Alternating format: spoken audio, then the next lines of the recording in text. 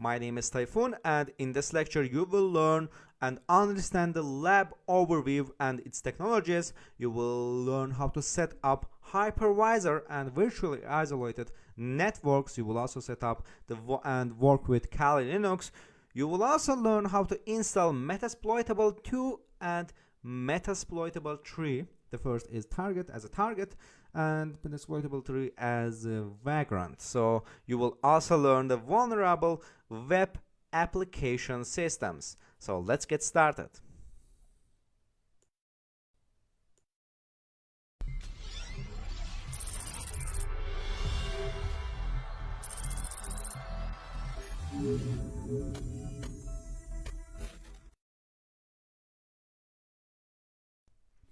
As a feature ethical hacker or penetration tester, it's quite important when testing exploits, payloads, or practicing your hacking skills that you do not disrupt or cause any sort of harm or damage to another person's system or network infrastructure, such as that of your organization. While there are many tutorials, videos, and training programs you can read, watch, and to gain knowledge, working in the field of penetration testing means focuses on continuously enhancing your skills. Many people can speak about hacking and explain the methodology quite clearly, but don't know how to perform an attack. So when learning about penetration testing, it's very important to understand the theory and how to use your skills to apply them to a real-world cyber attack. In this section of our Oxley course, you will learn how to design and create your penetration testing lab environment and on your existing computer using virtualization technologies. You will learn how to create a virtual isolated network to ensure you do not accidentally attack systems that you do not own. So then you will learn how to set up Kali Linux as an attacker system and vulnerable clients and servers as your targets. So practicing your hacking skills on systems and networks that you do not own is an intrusive and illegal because it can cause harm and damage to those systems. Building a virtual penetration testing lab allows you to create an environment that is safe for you to hone your skills in.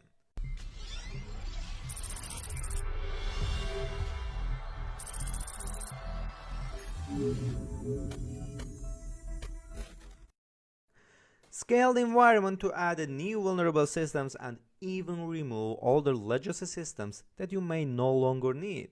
And even create virtual networks to pivot your attacks from one network to another. The concept of creating your very own virtualized penetration testing lab allows you to maximize resources on your existing computer without the need to purchase an online lab time from various service providers or even buy an additional computers and services. So you don't need to buy these kind of technologies. You can just use the virtualization technologies. So overall, you will be saving a lot of money as opposed to buying physical computers and networking equipment such as switches and routers. So as a cybersecurity trainer and professional, I have noticed that many people who are beginning their journeys within the field of information technology usually think that a physical lab infrastructure is needed based on their field of study. To some extent, this is true. But as a technology advance, many downsides are associated with building a physical lab to practice your skills. There are three main downsides and disadvantages of this. The physical space is required to store many servers and networking appliances that are needed. There are also power consumption per device will result in overall high rate of financial expenditure, and the cost of building or purchasing each physical device is high, whether it's a network appliance or a server or just a computer. So these are just some of the concerns many students and aspiring IT professionals experience. In many cases, a beginner usually has a single computer, such as a desktop or a laptop computer. So being able to use the virtualization technologies that have merged as a response to these downsides has opened a multitude of doors in the field of IT. So this has enabled many people and organizations to optimize and manage their hardware resources more efficiently. In the world of virtualization, a hypervisor is a special application that allows a user to virtualize the hardware resources on their systems so that they can be shared with another operating systems or an application. So this allows you to install more than one operating system on top of your existing computer's operating system. So imagine that you are running Microsoft Windows 10 as your main operating system, but you wish to run Linux at the same time on the same computer. You can achieve this by using hypervisor. So hence we are going to use virtualization to ensure we can build a cost-effective penetration testing lab environment. In this course, we're gonna need several applications and frameworks to install our virtual penetration testing lab. So firstly, we're gonna need the hypervisor. This hypervisor is required for creating virtual machines. We will be using the VMware player, but you can also use the Oracle VM Virtual Box. So we're gonna need internet access. This is required for downloading additional applications. Internet access will be provided to our attacker systems while ensuring all our systems remain virtually isolated. We will need a machine, a penetration testing machine. So the system will be attacker system, and we will be using Kali Linux. We will need vulnerable client systems. So this will be our target and victim systems for security testing. The vulnerable systems will include Metasploitable 2 and Metasploitable 3. Both Windows and Linux versions, of course. So through additional systems may be added as you progress through this course. We will also, lastly, we will need the vulnerable web applications. So these are the systems that contain vulnerable web applications to help you understand the security weaknesses in web applications. So this will be Open Web Application Security Project, OWASP, and the OWASP Broken Web Application, BWA. Furthermore, this diagram is our network penetration testing lab topology. Let's get started. And so I drawed and created this topology to show you how our networking IP addresses is contained and how which virtual machine has the following IP addresses. Here we're gonna need the main virtual machine. So this is gonna be Kali Linux. Increase the font. So, and in this Kali Linux, this Kali Linux will connect to our Windows machine. Windows machine, just a computer here. This is our main machine here. In this case, it's gonna be my laptop. Main machine, and here and between this here, actually, we're gonna need virtual machine. This is our VMware. We're gonna have installed VMware here, and in this VMware player, virtual machine player, we're gonna use Kali Linux. We will also need the Red Team Lab.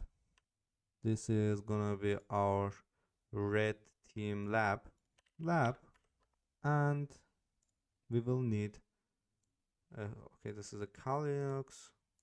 We will also need the Metasploitable, and this is our Metasploitable systems. And this main machine is gonna connect to internet, but they're gonna be isolated, so don't worry about that. And here these are gonna be connected to internet and internet. So this is our basic diagram for creating our virtual machines.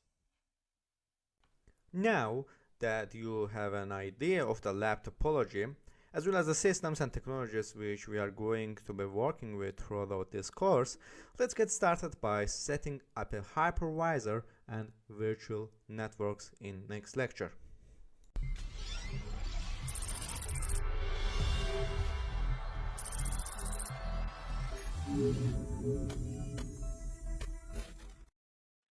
VMware Workstation Player, formerly known as VMware Player, is a free for personal use tool, and you can download this tool from the official website VMware. Download here, just a basic search. You're not going to download the Pro here. We're just going to download free version of it, which is actually does the job pretty much the same as the open source applications. But VMware is actually faster than the Oracle VM VirtualBox. That's why we're gonna use this here, and it has the VMware Player has like more features than the VirtualBox. So that's another reason we are gonna download and install it. But you can also download the VirtualBox from its website, Oracle VM VirtualBox. It's a free and open source tool. As you can see, we are getting some error here. Okay, you can download this from, yeah, that's not the website. VirtualBox download.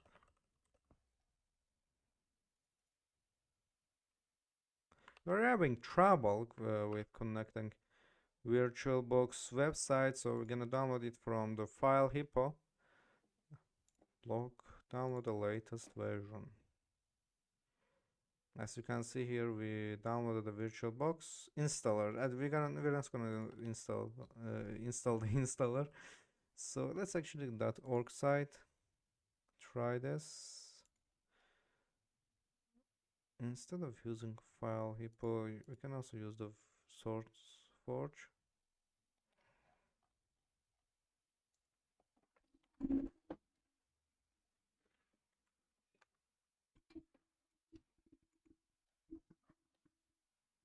Okay, as you can see, we have a Softpedia. Yes, we can download from this. This is actually trusted website. And we have our show. Is it fixed yet? Yes. So let's get started with downloading the virtual VMware and then continue with VirtualBox. Here, click on the download. And as you can see, VMware Workstation Player. You can install this VMware Workstation Player in Linux and Windows. As you can see, the latest version of VMware has only the 64-bit versions. So if you have the 32-bit desktop or laptop device, so you need to install the 32-bit. So since you need to install the older versions of it. So download, click on download now. I'm using Windows and click on download now. And as you can see, it's for today, and the last version of it is 577 megabytes. Let's see. No.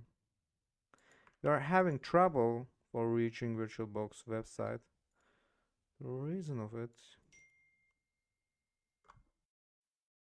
here we are installing VMware.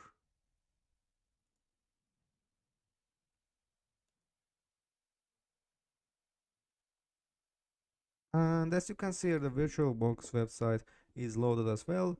The VirtualBox actually is open source, and that's why it has like you can install on Mac OS, Windows, Linux, Solaris, and other operating systems. You can also install ARM64 and click on Windows hosts. And as you can see here, the VirtualBox has a smaller size compared to VMware Player, and yeah, it's two of them is installing, and let's wait and complete the installation now. Okay, so our VirtualBox is installed, and let's open this and see installation process of VirtualBox. Since we are not going to use the VirtualBox anywhere, so I'm gonna just show how to install the VirtualBox. If you want to use it, click on next, and as you can see, there's an you need to open the and select the modules to install. So just leave it at as the default. Click and click yes. So as you can see, missing dependencies. Installing Worker is Python bindings requires Python core package. So let's install whatever, and as you can see, it's installing now. And let's also try installing VMware player. So I'm actually on the virtual machine now. This operating system itself is virtual machine, as you can see here, but I don't think VMware is gonna install on the virtual machine. But let's check here. Yeah, finish. As you can see, the VirtualBox is installed without a problem. And let's open the VirtualBox here. As you can see, with this you can create add the virtual machine files. If you have downloaded one from the Kali Linux official website, you can create a new from this. And here let's install the VMware.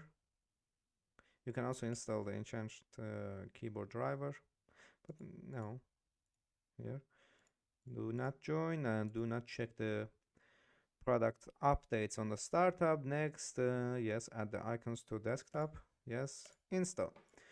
So let's go to Oracle VirtualBox here.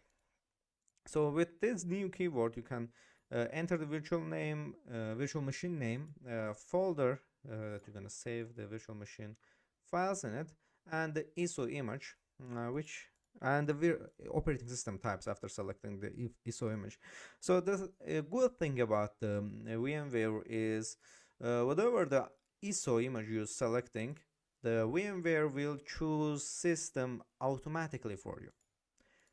So I think the VMware is better virtual machine application than VirtualBox, but you can select your choice and use whichever is good for you.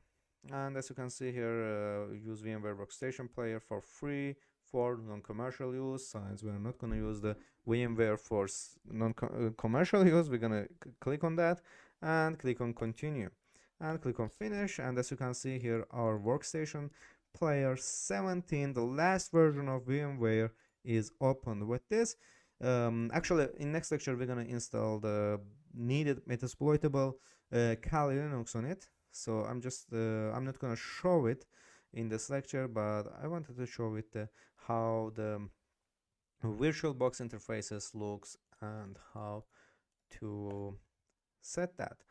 So in next lecture we're gonna install the operating system and virtual machines in VMware. So I'm waiting you in next lecture. Step in order to install Kali Linux on a VMware is to go to kali.org website and download the VMX file.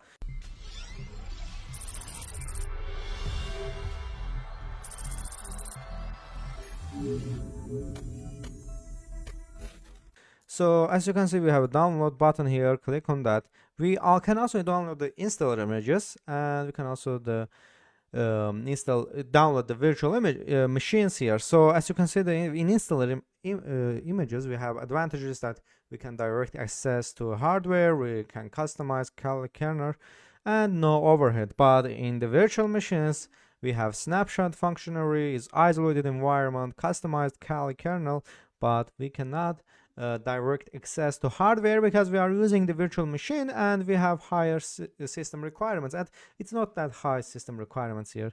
And we can also install the Kali on mobile, cloud, WSL, live boot, which we're gonna create a live bootable system in Kali Linux, and you can also use the containers for Docker or LXD. We can also install the RMM based devices. So in mobile, we can also we will also do the mobile penetration testing platform for Android based devices.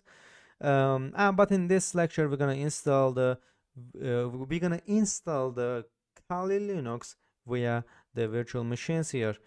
And here, as you can see, we have 64-bit and 32-bit options.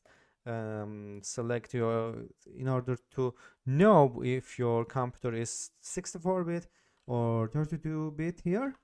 Just write this PC here. This PC you probably know, but there's a new BIOS here, so it's always good to learn. As you can see here, we have 64-bit operating system. So we're gonna download the 64-bit operating system, and you also need the 64-bit VMware in order to install 64-bit virtual operating systems. And as you can see here, we have 64-bit 2.6 gigabytes of file size, and that's the same for VirtualBox. But if we install it via the ISO file, and as you can see, we have 3.5 gigabytes of file size. So in this lecture, we're gonna install the virtual operating system as a Kali Linux, and as you can see, this is 7-zip format. Click on the install, and you can also download a torrent. Let's go to docs, see here, and as you can see, the VMware itself is used as a Workstation Pro, and there's actually steps how to do it. You can also go to VirtualBox docs here, documents, and as you can see, there's also the following how to install. Actually, they are not how to install, they are just showing you. Yes, so we have already downloaded Kali Linux, and as you can see here, that's the last version. So when we open it, as you can see, we have several VMware virtual disk files. So let's extract these files to desktop by dragging to desktop here, and as you can see, it's processed. We can also install actually, let's open Oracle VMware VirtualBox. So if you are using the VirtualBox in order to open the downloaded operating system image, you just click on the import and select the file. It's actually pretty much the same to VMware, but they are actually use different platforms. But I prefer you to use VMware for just it's actually more compatible to systems. But you can also use VirtualBox here.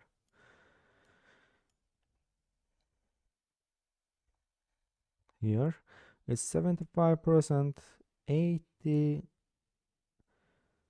So it signs it's actually 2.5 gigabytes files, or let's see what. Actually, when you extract these files, it's like 13 gigabytes. Let's see how many, what size is it? Properties, yeah, it's 12.3 gigabytes. It's actually, as you can see here, the power of compressing files.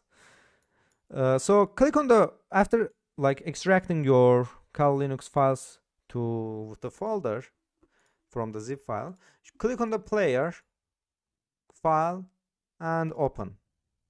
And here click on the desktop, and as you can see here, we can select only one file, which is VMware Virtual Machine Configuration VMC, and click on double click or click just on open. Here, as you can see, we got the VMware. In this virtual machine, we can increase the RAM to 4 gigabytes, processors 2, hard disk, as you can see, by default it has 80 gigabytes of hard disk, so it's actually enough for doing penetration testing. And we will also do the NAT user to use to share the host IP address, but later we're gonna edit these networks for our penetration testing lab. And you can also use these displays. Okay, here play virtual machine. Yes, as you can see here, this host does not support Intel VTX. Since this Windows itself is a virtual machine, as you can see here, I'm gonna open this in my main machine.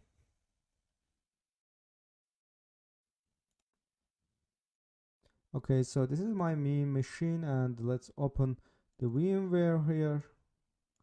And as you can see here, when we click on the Kali, take ownership. Okay, let's open it again.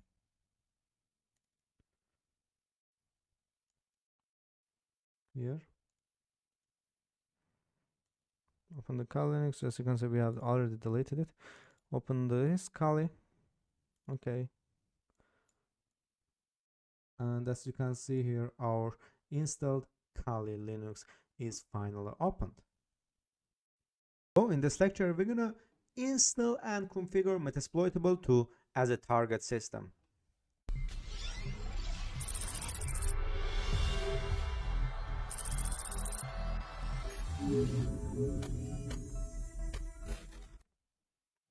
When building a penetration testing lab, it's important to include vulnerable systems that will act as our targets. So these systems contain intentional vulnerable services and applications so that we can practice and build our skills to understand how to discover and exploit vulnerabilities. A very popular vulnerable machine is known as Metasploitable 2. So this vulnerable machine contains a lot of vulnerabilities that can be exploited and is good for learning about penetration testing. So let's get started. Firstly, we're gonna install the Metasploitable 2 from the SourceForge. So firstly, go to https SourceForge. Actually, we can just Metasploitable 2 download, and here we're gonna go to Metasploitable 2 files, Metasploitable 2, and click on the SourceForge link and download the Metasploitable 2.0.0. This is almost 1 GB file, so I don't think it should take more time than 5 minutes, depending on your internet access, of course. So I have already downloaded it actually, so let's move it to here. As you can see, this is our Metasploitable 2 machine. So now let's here drag and drop and extract it from the zip file. So we can actually stop this, so we don't need it anymore here. So then open our virtual machine, and here click on the player, click on the file, and click on the new virtual machine here. So then create actually 1 minute.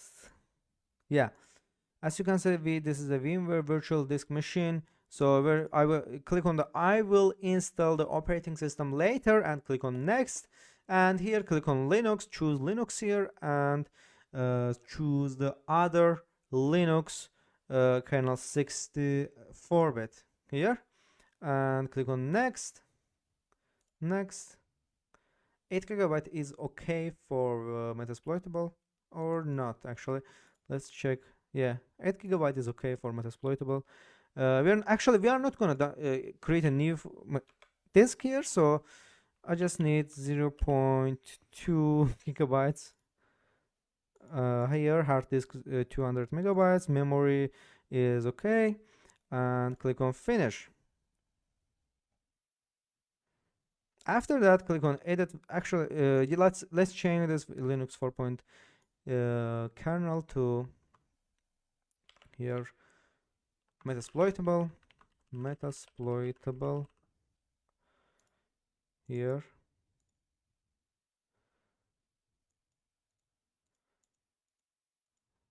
and after click on the hardware, click on add disk here, click on hard disk, next, Next, and click on use an existing virtual disk and browse and show the our VMware virtual disk image file, and click on finish. Click on keep existing format, okay, and play virtual machine. Since we are already installed the virtual machine Windows, so I'm gonna go to main machine now and see what happens next. Here,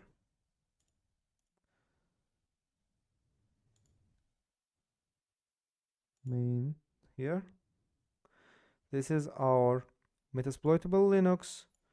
Go to drag and drop here, here, and this is got an NVRAM here. Oops, we actually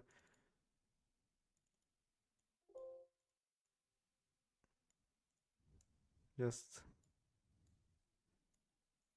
create a new folder and drag and drop it here. Open our VMware. By the way, this is my main machine VMware.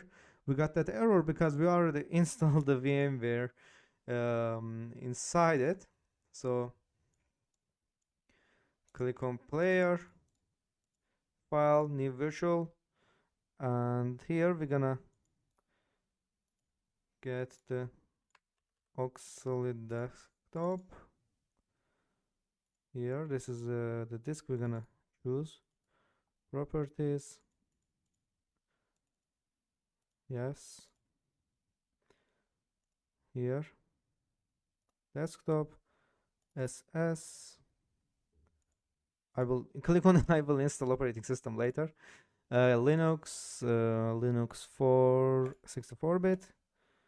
Next, do not create any disk, and yes. So here, edit virtual machine as again as always, and click on add hard disk, SCSI, use an existing virtual disk, and here show the Metasploitable VMD key here, and keep existing format. Click OK, and let's start our Metasploitable. Yes.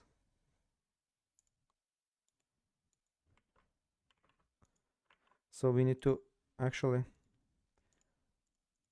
delete our first disk that we created because no system installed in it.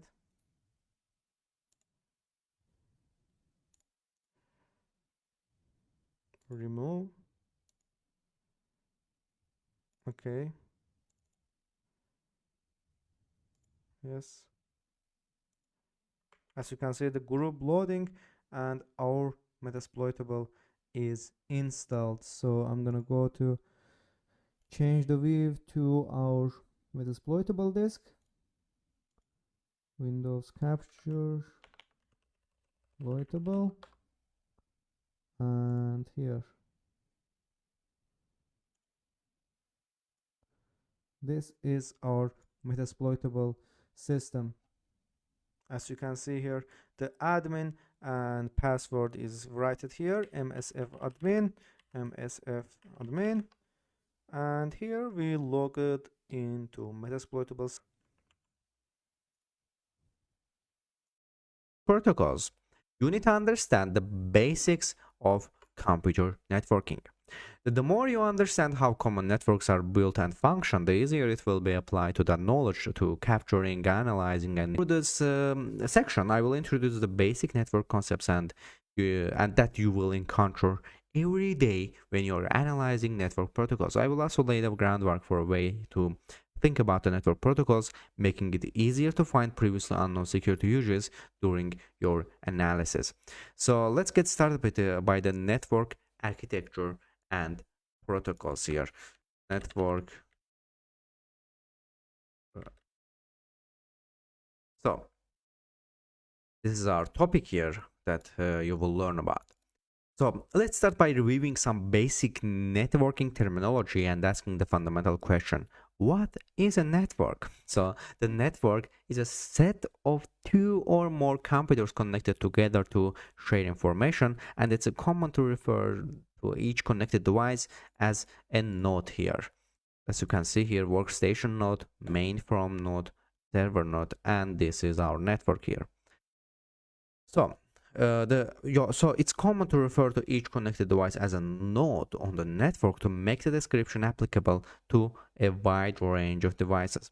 Here you are seeing a very simple example of our nodes here. So this the diagram shows three nodes connected with a common network, and each node might have a different operating system or hardware, but as long as each node follows a set of rules or a network protocols, it can communicate with other nodes on the network. So to communicate correctly, all the nodes on a network must understand the same network protocols.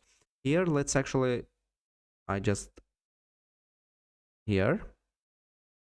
So, and this is the functions and what the network protocols serves in our network here.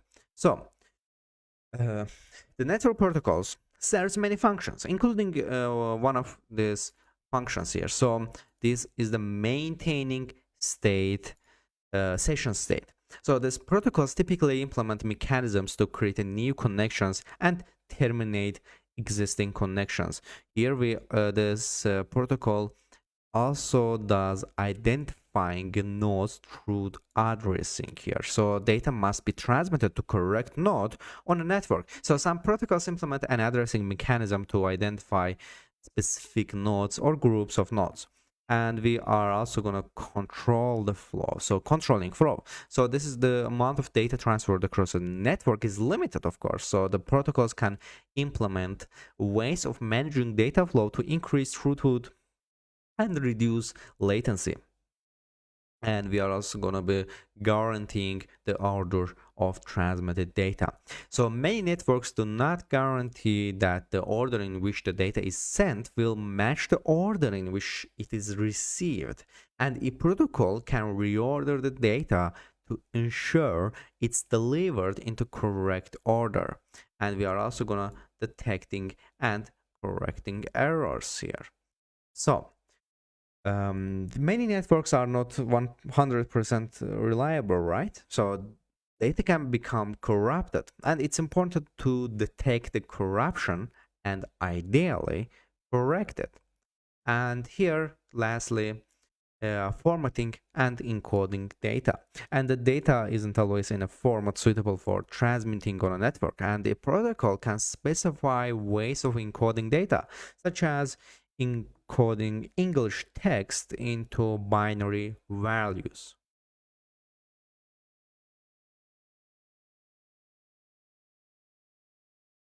The Internet Protocol Suite.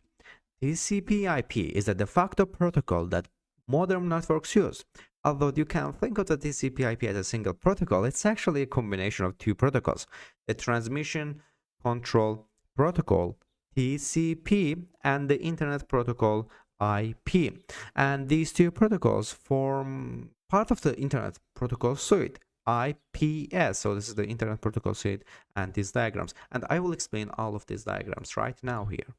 So, and this Internet Protocol Suite, this is the conceptual model of how network protocols send network traffic over the internet that breaks down network communication into 4 layers, as shown in here. So application layer, transport layer, internet layer, link layer.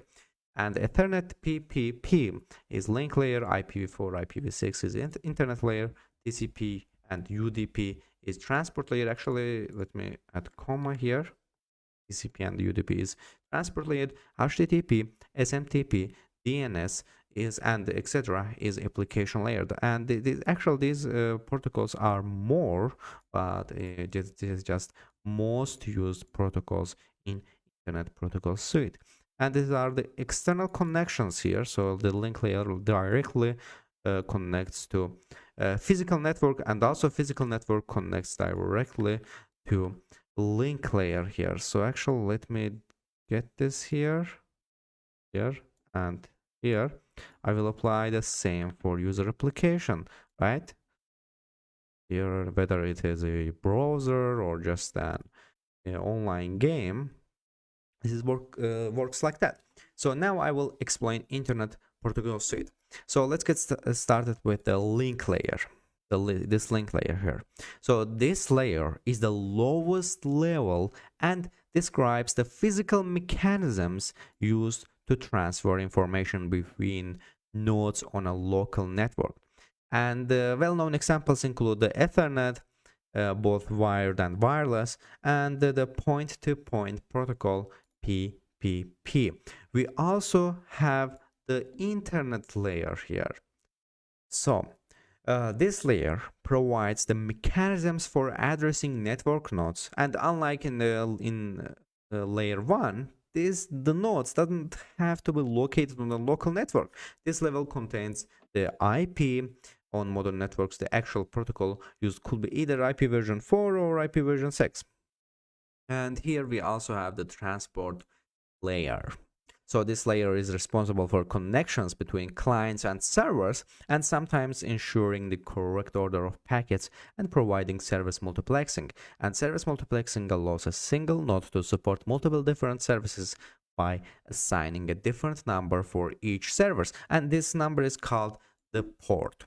So the TCP and user.datagram protocol operate on this layer. And we also have the application layer. So this layer contains network protocols such as the Hypertext Transport Protocol, HTTP, which transfers web page contents, and the Simple Mail Transport Protocol, SMTP, which transfers the email, and the Domain Name System Protocol, DNS here, which converts a name to a node on the network. Through this course, we will focus primarily on this layer. Actually, in this section, we will focus primarily on this layer, but in all of our course, we will learn all of these layers and protocols. So see you in next lecture.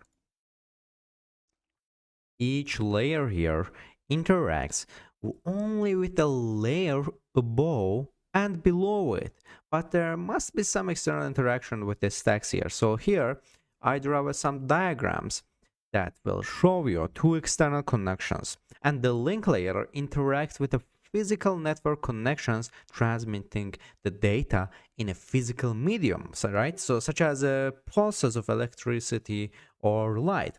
And the application layer interacts with the other application, and an application is a collection of related functionality that provides a service to a user.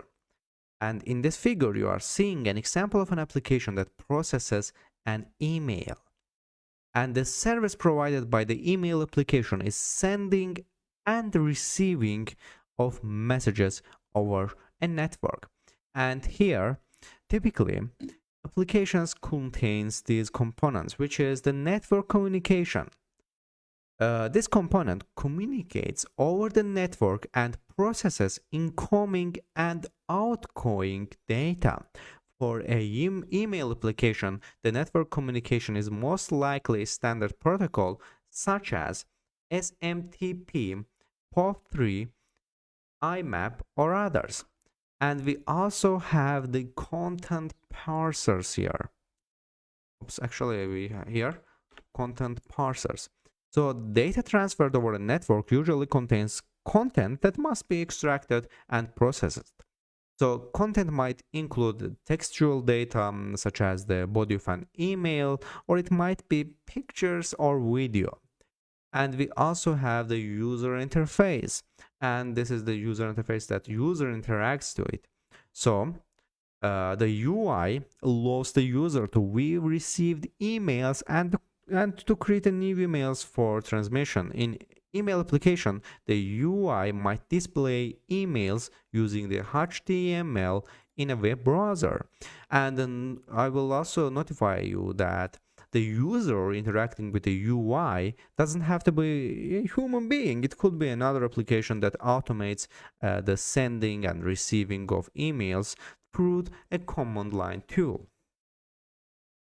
the PDU, the protocol data unit, in each layer contains the payload data that is being transmitted. And it's a common to prefix a header which contains information required for the payload data to be transmitted, such as the addresses of the source and destination nodes on the network to the payload data.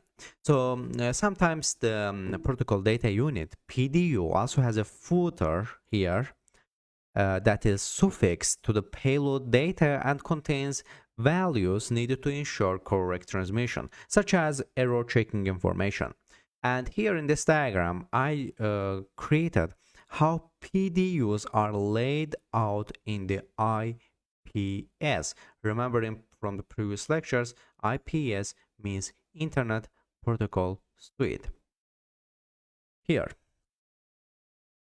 So let's get started with the application layer here. So you can see here we have layer 4, we have application, station, internet layer, and the link layer.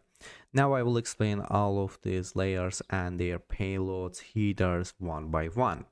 So the TCP header contains a source and destination port number, which is here,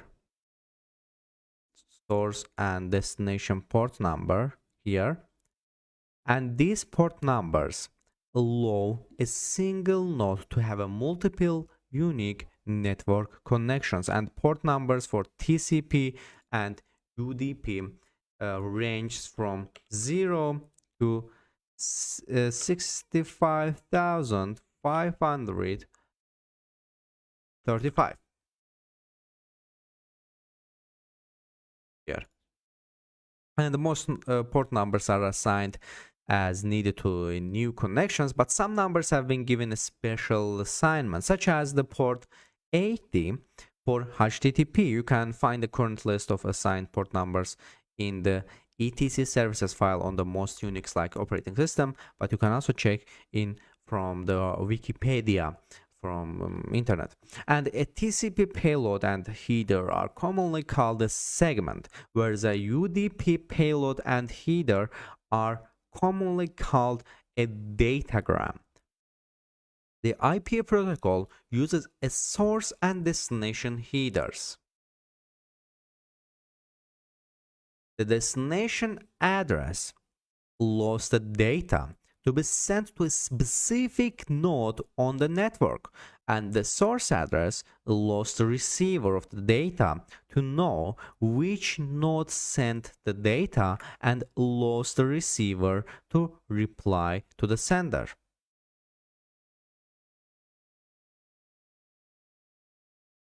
IPv4 uses 32-bit addresses, which you will typically see written as a 4 numbers separated by dots, such as this: 192.168,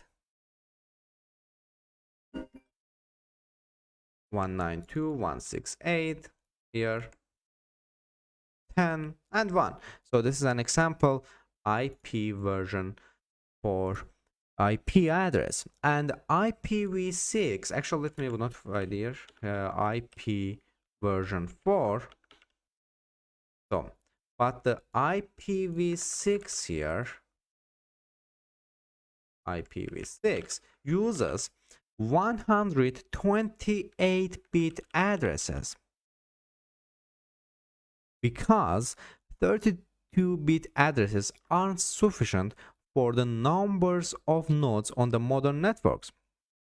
IPv6 addresses are usually written as a hexadecimal number separated by colons, such as, for example, FA80 000 4 times 0 here. Actually, let me increase the size it here, 000, and so this is address. Long strings of 4 times 0, as you can see here, we've written like that. Long strings of 000 numbers are collapsed into 2 colons. For example, if you want to write this IP version 6 number easily, you can also write like that. For example, 1 2 3. So 1 2, 3. Here.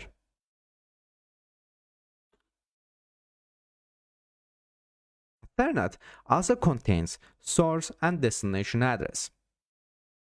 Source and destination address. Ethernet uses a 64-bit value called a media access control address, which is typically set during a manufacture of the Ethernet adapter. And you will usually see MAC addresses written as a series of hexadecimal numbers separated by dashes or colons. For example, MAC address writes like this. For example, 0A with dashes. We will separate here 28, 99, 3, A5.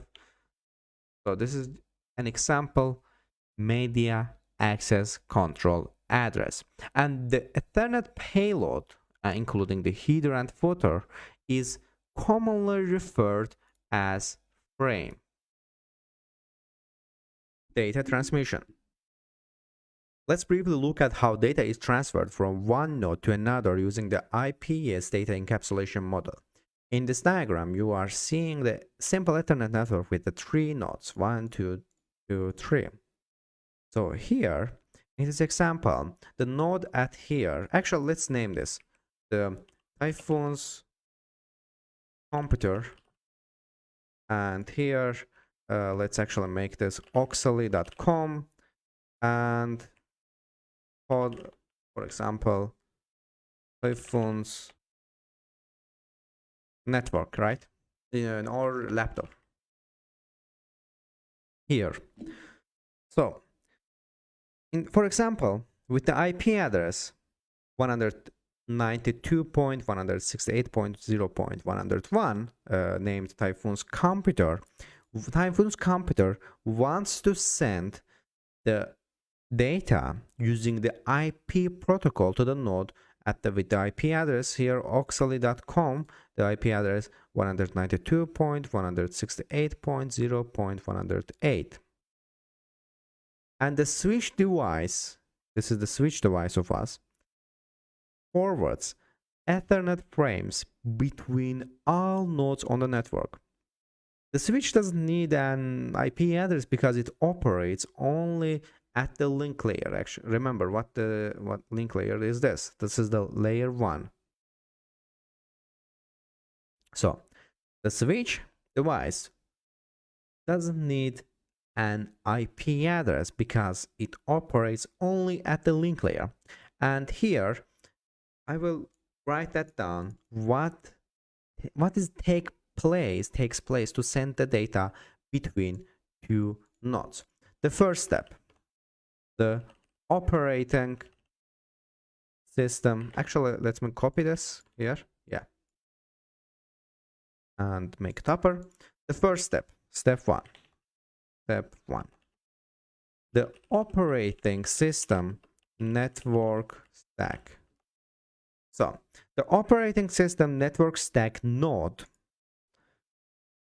encapsulates the application and transport layer data and builds an IP packet with a source address of 192.168.0.101. Because remember, this is the Typhoon's computer IP address.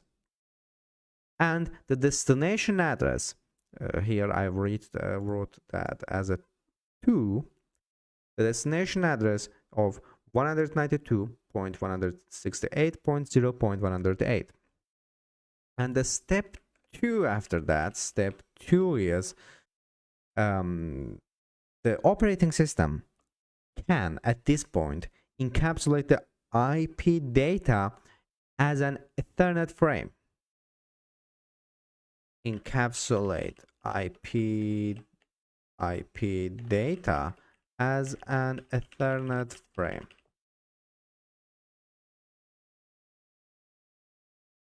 So the operating system can, at this point, as I said, encapsulate IP data as an Ethernet frame, but it might not know the MAC address of the target node, and it can request the MAC address for a particular IP address using the Address Resolution Protocol ARP, which sends a request to all nodes on the network to find that the MAC address for the destination IP address. And the step 3 is once the node at Typhoon's computer receives an address resolution protocol response, it can build the frame, right, as here. So the setting source address to the local MAC address of here 115577FFA1BB and the destination address. So destination address is actually this, and here our address resolution protocol just figured out our Typhoon's computer MAC address and tells us that our source MAC address is Typhoon's computer MAC address and the destination is this. And the step 4 is actually ARP response. Step 3 was ARP response, and the step 4 is that then lastly the switch forwards the frame to the destination node, which unpacks the IP packet and verifies that the destination IP address matches. Then the IP payload is extracted and passes up to the stack to be received by the waiting application.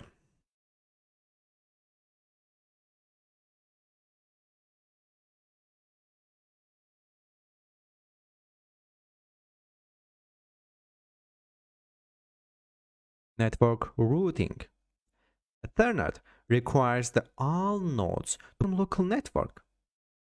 This requirement is a major limitation for a truly global network because it's not practical to physically connect every node to every other node, rather than require that all nodes to be directly connected.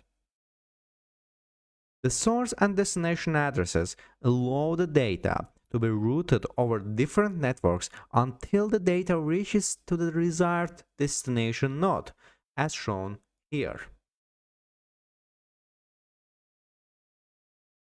In this diagram, we are seeing two Ethernet networks, each with separate IP address ranges.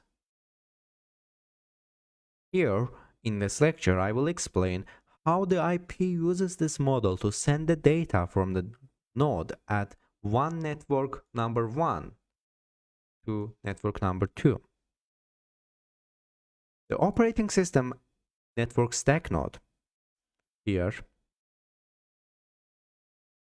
encapsulates the application and transport layer data, and it builds an IP packet with a source address of 192.168.0.101 and the destination address of 20.0.1.45. Then, as a step 2, the network stack needs to send an Ethernet frame. But because the destination IP address does not exist on any Ethernet network that the node is connected to, the network stack consults an operating system routing table. In this example, the routing table contains an entry for the IP address 20.0.1.50 or 45. The entry indicates that the router on the IP address 192.168.0.101 knows how to get that destination address. And then the operating system uses ARP address resolution protocol to look up the router's MAC address at this 192.168.0.101. and the original IP packet is encapsulated within the Ethernet frame with the MAC address. The router receives the Ethernet frame and unpacks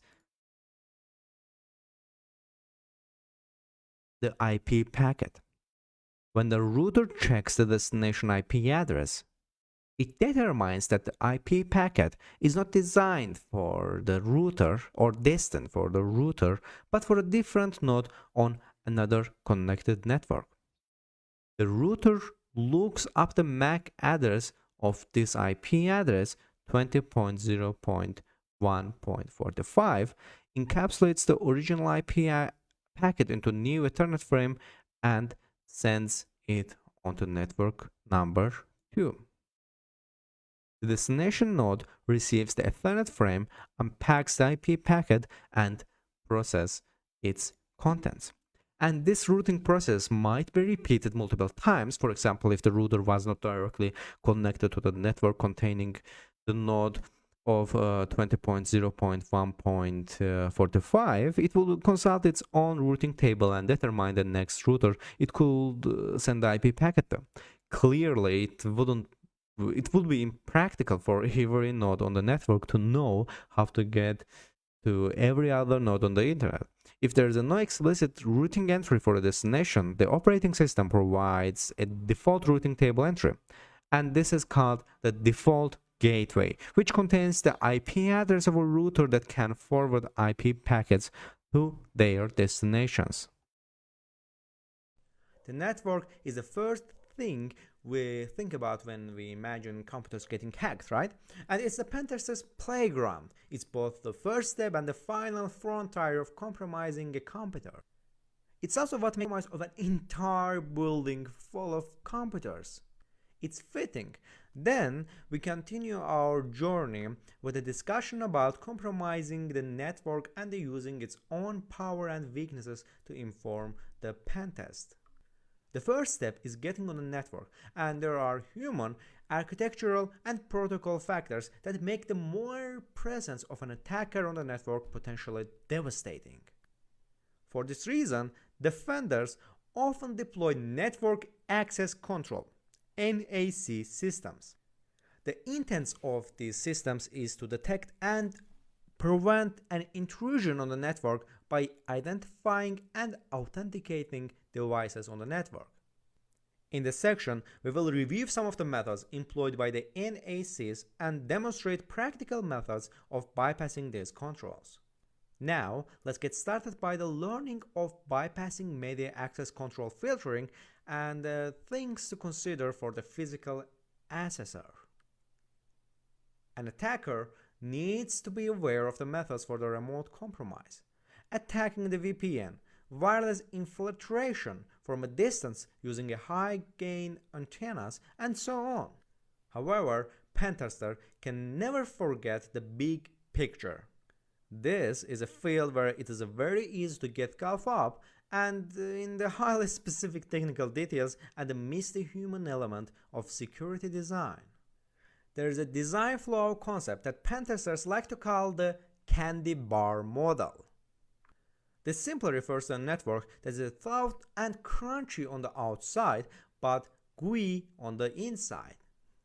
In other words, it's a model that emphasizes the threats of the outside world when designing the security architecture, while assuming that someone who is physically inside the company facilities has been vetted and therefore trusted. The mindset here dates back many years. In the earlier days of what became the internet, the physical access points to the network were inside highly secure facilities. Packets coming in over the network were safely assumed to be from a secure environment and sent by an authorized individual. In today's world, a packet hitting the border of a company's network could be from an authorized individual on a business trip, or it could be a very clever teenager on the other side of the planet, eager to try out some newly learned tricks.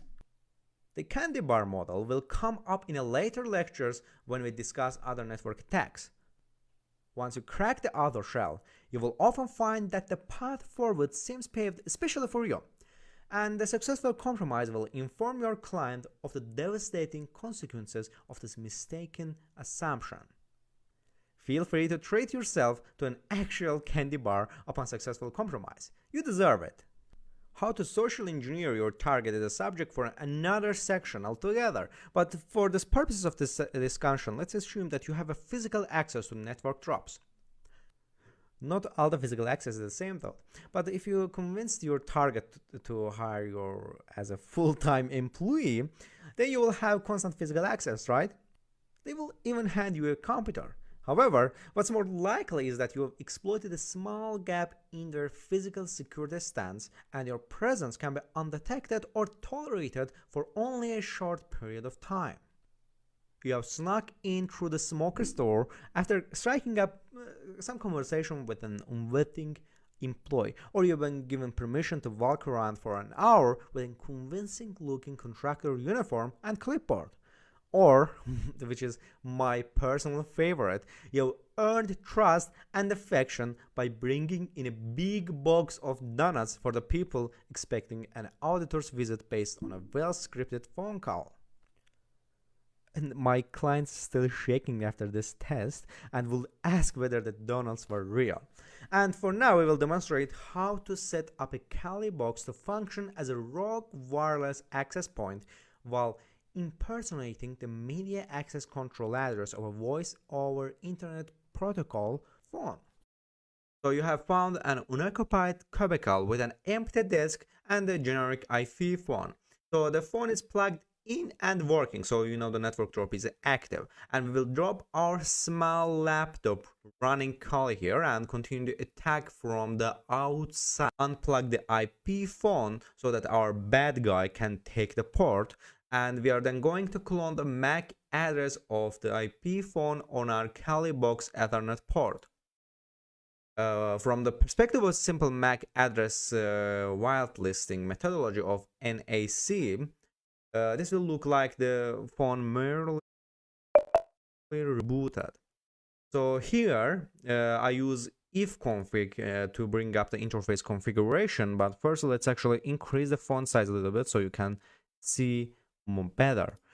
Here, now actually let's make here, and I also want to add the margins here, which is I think has to be somewhere here. If it's not, it's also okay. I think you can see clearly here. Yes.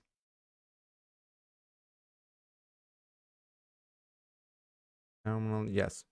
And here. This is our terminal margin. And we can make it like 50 pixel. And here. So now let's use the ifconfig here, ifconfig, and here you are seeing Gromit. Actually, let me open my Gromit here, and this is our marker which we're gonna use. And here, as you can see here, that in my example, my Ethernet port interface is called ETH0, and my wireless interface, which I don't have wireless interface right now, but if you have, it's gonna be called the WLAN here. Let me write it. WLAN 0, the first wireless card. And I will note this for later, as I will need to configure the system to run access point with a dynamic host configuration protocol, DHCP, and the domain name system, which is DNS. And here on the actual WLAN, which I will add my card later. And while running the network address translation through my Ethernet 0 interface, and I can use ifconfig here. Let's actually do this. So I can use the ifconfig, the ETH0, which is my Ethernet card, HW Ether. So here I use this to change the physical address of the Ethernet interface. So I sneaked a peek at the interface. So I've sneaked a peek at the label on the back of the IP phone, and the MAC address is here. See here, the MAC address is, as you can see here, lob slib sh tpp arcnet sit and so on. So actually this here if config eth0 and ether, and as you can see here we got several informations here. This is hardware type, a list of possible hardware types. Here we have usages of how this works and so on. And let's now run the ifconfig command, and as you can see here we have the Ethernet MAC address. So now let's bring the interface with this. So we're gonna use so we have to be the super user of the system to use this command. Now let's use the sudo s and enter your password. And here, as you can see here, we, instead of using Oxal account, which is a separate account, and this is our machine computer name, we came into the root account, which we are working on a directory of home Kali, but you actually learned this in lectures. So ifconfig eth0, and here we are seeing our Ethernet MAC address, like inet address. This is a local net mask, broadcast, and so on. Now after that we will use ifconfig eth0 down, and here I will explain all of this later, but first let's write this config eth0 w ether, and let's change our, as you can see here, our disconnected, we had the label disconnected from the internet, see here, but we will enable it. But now firstly hw ether, and we will enter our MAC address that we want to use, which in this case like something like AACCBB or something like 989221 and lastly 1A. And here after that we will enable our Ethernet 0 interface. So ifconfig eth0 and up. As you can see here, our internet came live here. So now we will use ifconfig eth0, and as you can see here, our MAC address is changed.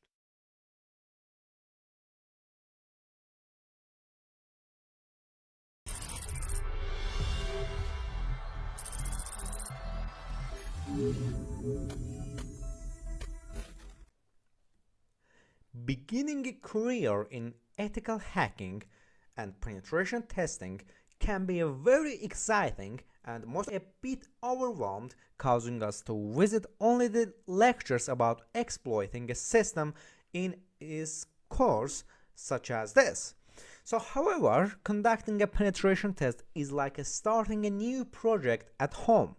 Before you build a pool in your backyard, there are 5 things you must consider, such as the space that's available, the cost of materials, the contractor's fees, and other details.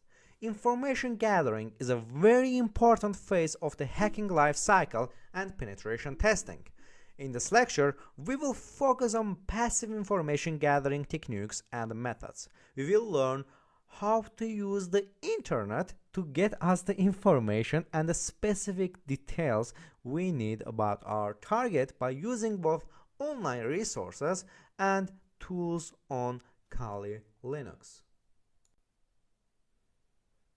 In this section, we will be covering these topics: reconnaissance and footprinting, understanding passive information gathering, understanding open source intelligence, using the top open source intelligent tools. We will also find the data leaks in cloud resources. We will understand who is and copying websites with HTTRAC.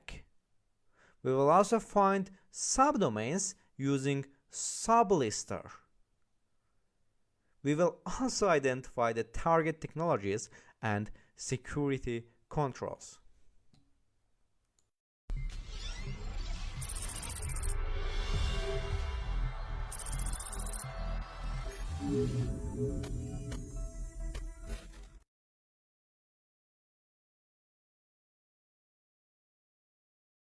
Cybercrime.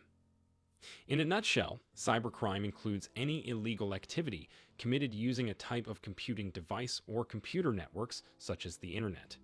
The U.S. Department of Justice, DOJ, defines cybercrime as any criminal offense committed against or with the use of a computer or computer network. The major motivation behind cybercrime is financial gain.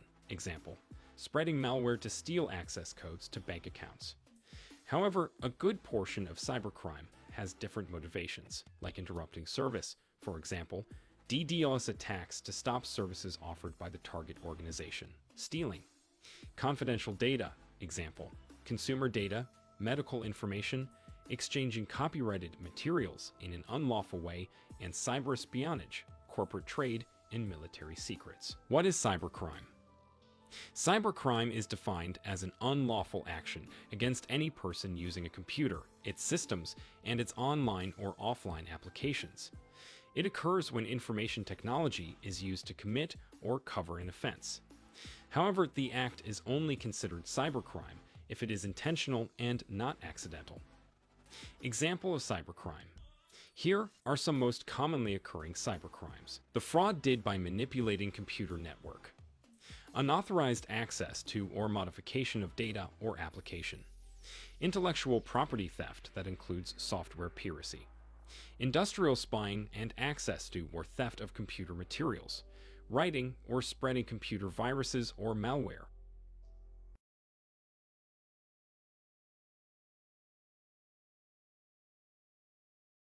Cybercrime can be originated from two main sources: insider attacks and external attacks. Insider attacks. This is the most dangerous cyber risk facing organizations today, as it can last for a long time without them knowing about it. Such attacks come when there is a breach of trust from employees or other people like former employees, third-party contractors, or business associates working within the target organization who have legitimate access to its computing systems and / or information about its cybersecurity practices and defenses. Economic espionage falls under this category. External attacks. This kind of attack originates from outside the target organization, usually coming from skilled hackers. Such attacks constitute the largest attacks against organizations around the world. A black hat hacker can try to penetrate the target organization's computing networks from another country to gain unauthorized access. Sometimes external attackers gain intelligence from an insider, disgruntled employee in the target company who has information about its security systems to facilitate their illegal access. How are computers used in cybercrimes? Cybercrime can be divided into three main categories with regard to how the computing device was used to commit a crime.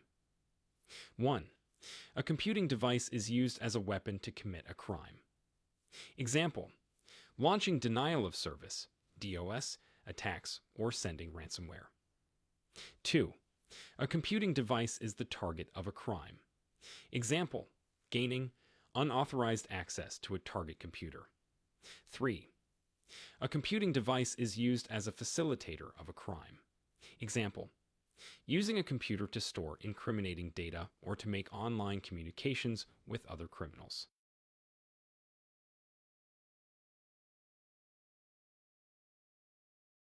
Example of cybercrime. Different types of computer threats are associated with varied types of damaging effects. For example, some threats may damage or corrupt your installed operating system and force you to reinstall it. Another type may steal your credentials and saved passwords. Still, other threats may not bring any harm to your PC. Instead, They will track your online activities and invade your privacy. Today, criminals are smarter than ever before, and malicious programs are more sophisticated. Modern malware can infect a target computing device and remain undetected for a long time. The motive behind the majority of cyber attacks nowadays is not to damage your machine, but instead to steal your money, to access your private information, or to acquire your logon credentials.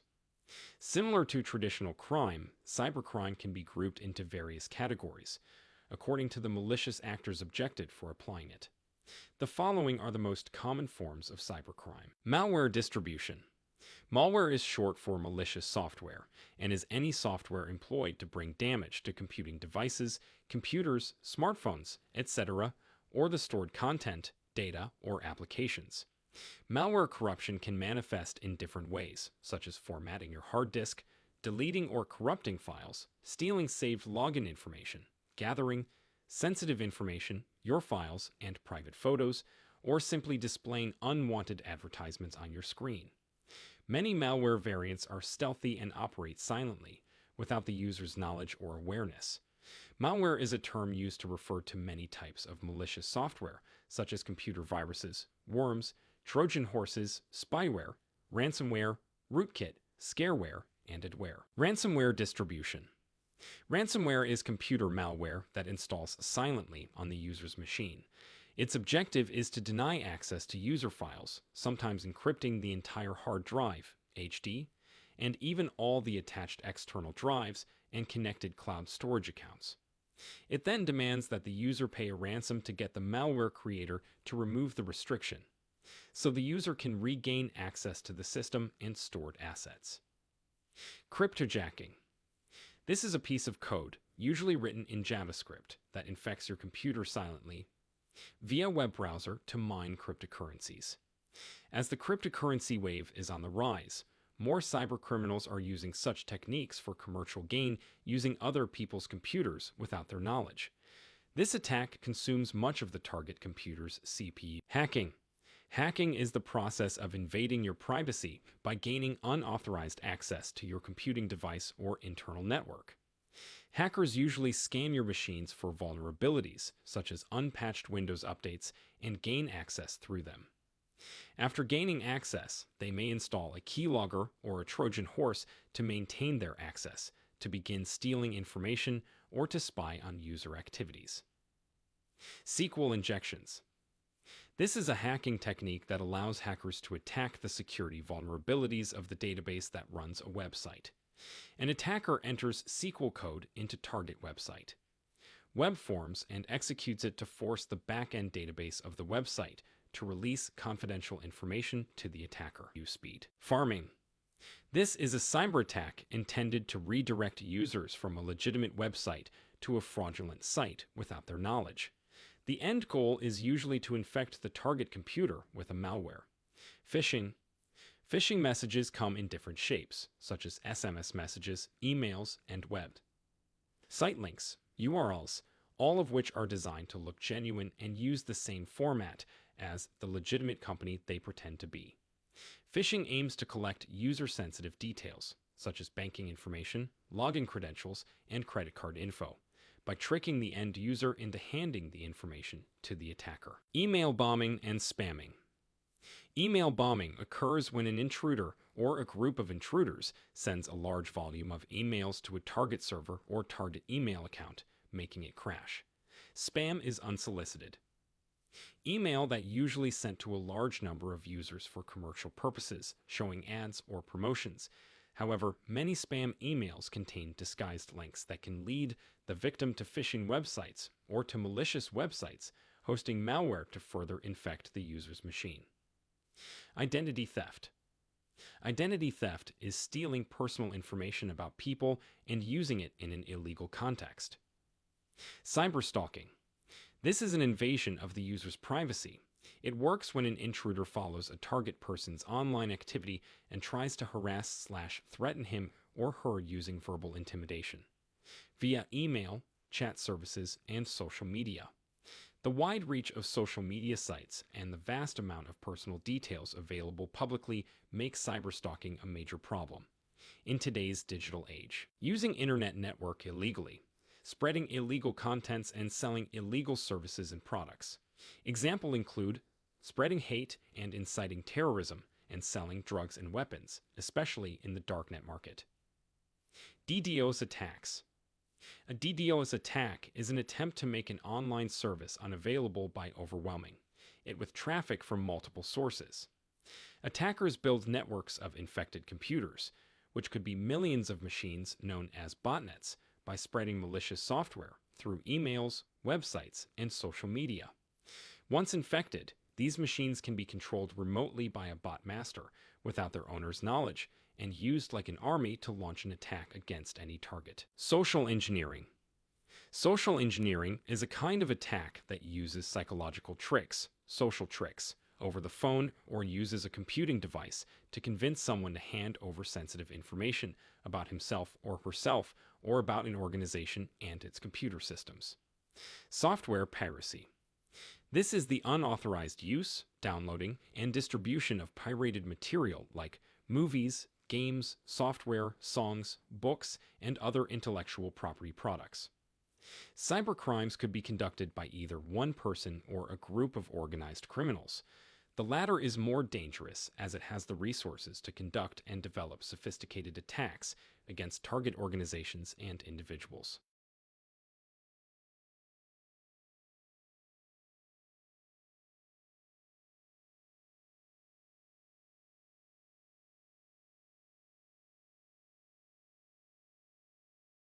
Cybersecurity is a vast and diverse field. Whether you are setting up a firewall or creating a password policy, your actions impact all levels to the CEO. Cybersecurity also affects every piece of technology in an organization. Mobile phones, servers, and even devices like industrial control systems. A field this expensive and deep can be little intimidating when you first enter it. This is especially true if you are trying to learn about cybersecurity without entering the field. For example, you might be an IT department head who wants to learn more so you can better protect your organization. So this course starts slow. So we will talk about what cybersecurity is and isn't, as well as the difference between white hat and black hat hackers. What is cybersecurity? At its core, cybersecurity has one driving purpose: to identify cyber threats in an organization, calculate the risk related to those threats, and handle those threats appropriately. Not every threat that a company experiences is unusual that cybersecurity deals with directly. For example, pandemics or physical damage to a building caused by a tornado or flood, of course. In general, cybersecurity uses CEA threat model to determine which threats are under its preview. Some experts debate that merits of adding elements to the traditional trade to contend with the new technologies or priorities within cybersecurity. So, on one element often added is non-repudiation, so which is the idea that when a person or entity does something, there must be specific evidence tying them to that action, so it's impossible for them to deny they did it. Cybersecurity and privacy. In recent years, there has been an emphasis on the relationship between cybersecurity and privacy. In this situation, privacy means the rights and abilities of a person to control how information about them is stored, shared, and used. Although the topic of privacy extends beyond cybersecurity, cybersecurity still plays a huge role in ensuring that an individual's data is secured against malicious use. Cybersecurity is also responsible for many of the controls that allow a company to audit its data use, ensuring that it follows any necessary rules or regulations. Going forward, the protection of User privacy will likely become an increasingly integral part of the cybersecurity field. What cybersecurity isn't? In a field as large cybersecurity, you are bound to encounter a few distorted ideas about its scope. To mitigate these misconceptions, it's best to discuss what cybersecurity isn't. Doing so will help define the field and what it actually means to do cybersecurity. First, cybersecurity isn't synonymous with hacking. So the media would have you believe that all cybersecurity professionals do is click away at a keyboard trying to break into system. Although penetration testing, the act of attempting to break into a system you are authorized to attack, such as your own or clients, to discover vulnerabilities from an attacker's perspective, is a part of cybersecurity. It's but one section of the field. So a vulnerability is a flaw in a system, including how it's set up or how people use it. For example, having an error in a system's code can cause a vulnerability. So attackers create exploits to take advantage of vulnerabilities. But just because you don't know how to execute an exploit using a flaw in a computer's memory doesn't mean you can't be an expert in setting up and maintaining firewalls. So this means that you don't need to understand how every hacking tool works or exactly what the latest exploit does to contribute to the cybersecurity industry. Second, cybersecurity isn't switching flipping. So some people use the term switch flipping to describe what they think system engineers or other IT professionals do. They just flip switches or configure systems without understanding the underlying processes that make a system work. It's true that configuring a system to be secure is vitally important to cybersecurity, but securing a system can't necessarily be done by following a checklist. It requires looking at the entire system, noting how every component interacts not only with the other components but also with the other systems to fully understand how to secure a system. In addition, professionals need the deliberation and critical thinking skills to know how to secure a system in situations where it's impossible to apply best practices. Third, the cybersecurity doesn't only require technical skills. Just as important as technical knowledge is the ability to translate that information into tips and resources that everyone can understand when professionals give presentations or write reports. Cybersecurity professionals work with every department in an organization, which means their interpersonal communication skills are essential. The only way your organization will become more secure is if everyone understands their role in maintaining security, which means you must communicate that role effectively.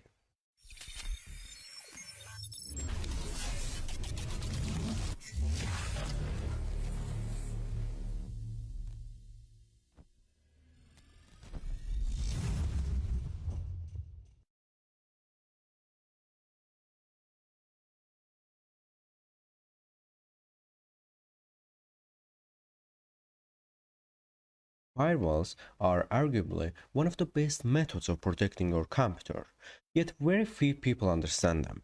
I would suggest that reason for this is because Microsoft does a pretty good job of implementing firewalls within their Windows operating system.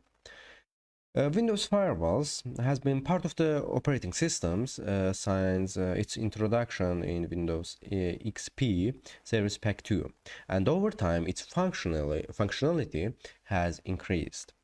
As a basic description, a firewall is designed to either allow or deny network traffic based upon a set of defined criteria. So these criteria could be a predefined set of default rules or could be user created or even combination of two. These rules are often referred to as access control entries, ACEs, and group of them form an access control list, ACL. So these criteria could then be applied to outbound or egress traffic or inbound. So these criteria could then be applied to outbound or egress traffic or inbound or ingress traffic. So understanding that a rule can be applied in each direction is important to know. For example, you may be troubleshooting a connectivity problem between two devices, so you will use the commonly used ISMP tool known as ping signs. ISMP can be used for malicious purposes, and Windows Firewall blocks it by default. So you are aware of this and enable an outbound rule to allow the traffic out, but you get no responses back. This is very likely due to an inbound rule preventing ICMP traffic back into your PC. So in this screenshot, we can see the result of two attempts to ping the IP address 8.8.8.8, which belongs to the Google's public DNS server and is commonly used by IT support staff to test connectivity to the internet. So we can see that the ping command at the beginning of this screenshot is useful. Successful actually. Before running the command the second time, I enabled an outbound firewall rule that blocks ICMP traffic. As you can see here, the second command does not elicit the same result as the first one. So a number of firewalls read through their rules in a sequential manner. So they read the rules in order until they find one that matches and then apply that rule and doesn't carry out any further processing. So what problems could arise from this? So we have two rules. Let's look at the pseudo firewall rules. So the first rule is block all inbound traffic from an IP address between 10.0.0.1 and 10.0.0.10. And the second rule is allow all inbound traffic from address 10.0.0.5.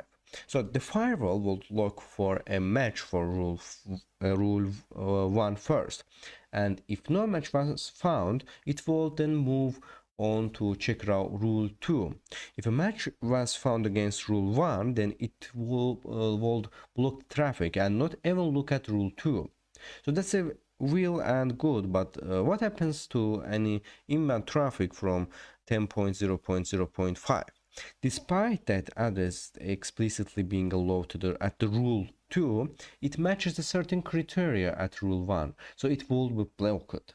So a better way of doing this would be to reverse the order of the rules. So the first rule will be allow all inbound traffic from IP address 10.0.0.5, and the second rule will be block all inbound traffic from an address from an IP address between 10.0.0.1 and 10.0.0.10. So by reversing the rules, any inbound traffic from 10.0.0.5 will be received by the firewall and compared against rule 1. So in this case, rule 1 is a match. So the traffic is allowed and rule 2 never gets checked. So Windows Firewall is an example of host-based firewall. So a host-based firewall is one that is either built into the operating system or installed on the device. So the limitation of this is that you need to configure the firewall on each device and it only protects that device. So one saving grace if you are in a domain environment is that you can deploy these settings to each machine using a group policy object actually, not project. A network-based firewall, on the other hand, provides protection to all of your networks and monitors traffic going in and out of the network. So this may be through the dedicated hardware device or as a feature on another network device such as a router. In an organization, you may find the network-based firewalls are in operation between your own networks and not just between your internal network and the outside wall. So reading as you can see in the screenshot, you may be thinking that a network-based firewall is a better of the two as it protects the entire network. However, now I will write some diagram here. Let's open our diagram. Oops, draw you here. Can you see it? Yes. So let's increase the size a little bit here.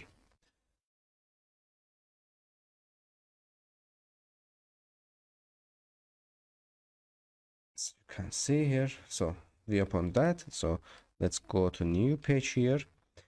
So now I will create an firewall diagram here for better understanding and illustration. So let's create, we need for this, we need actually two computers, one firewall and one cloud and one router. So here so this will be our computer one, here computer A, and this will be our computer B here. So these two computers connects to router here, for example, like that. So these computers connects to this router, 1 2, oops, 1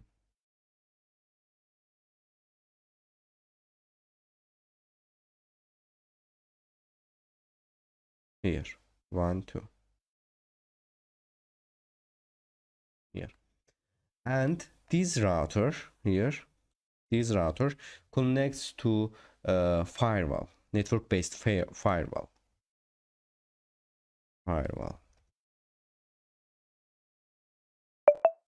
For example, here. So this is the network-based firewall. Network-based firewall. Let's make it bolder. And so this router connects to this network-based firewall here. Let's actually decrease this size a little bit. And this firewall goes to internet. Here,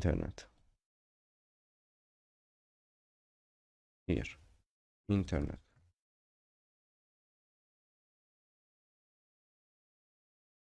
Actually,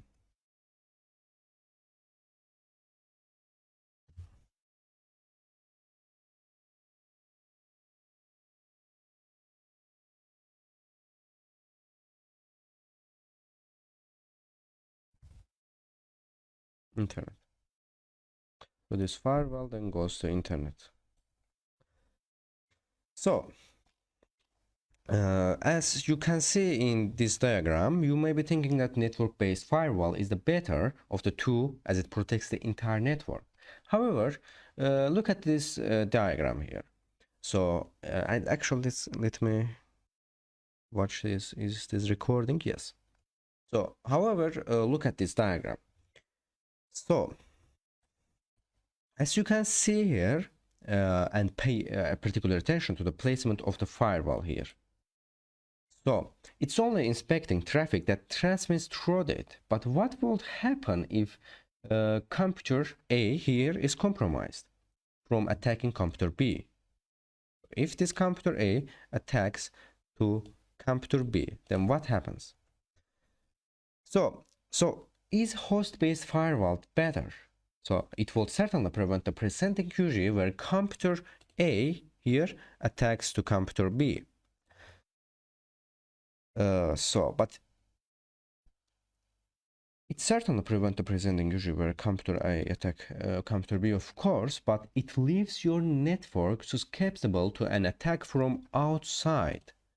So then internet can attack to your computer A or computer B without this firewall.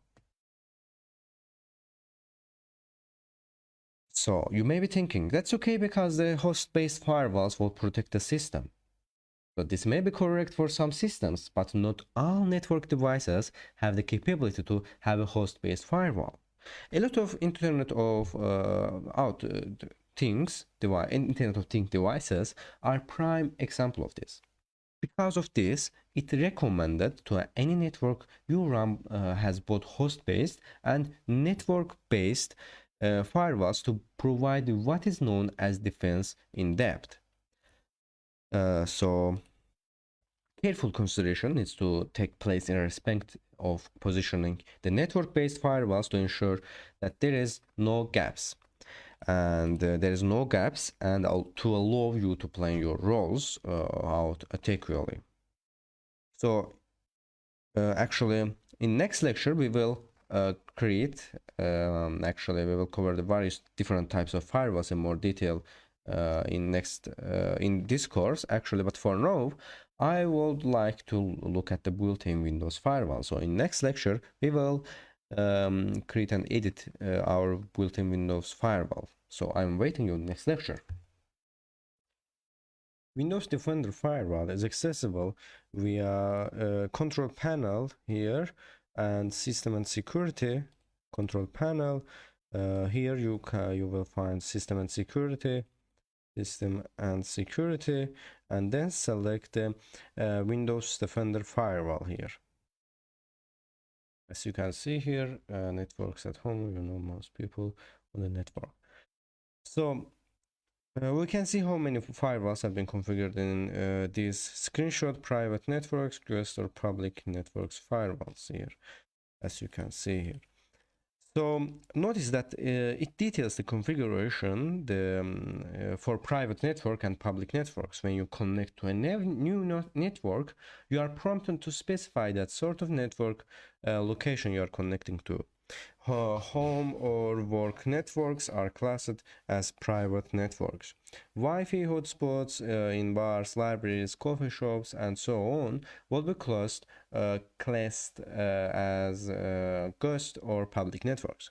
When you select one of these options, a set of pre-configured firewall rules are applied to that connection. So a connection type that is not displayed in this screenshot is the domain here. So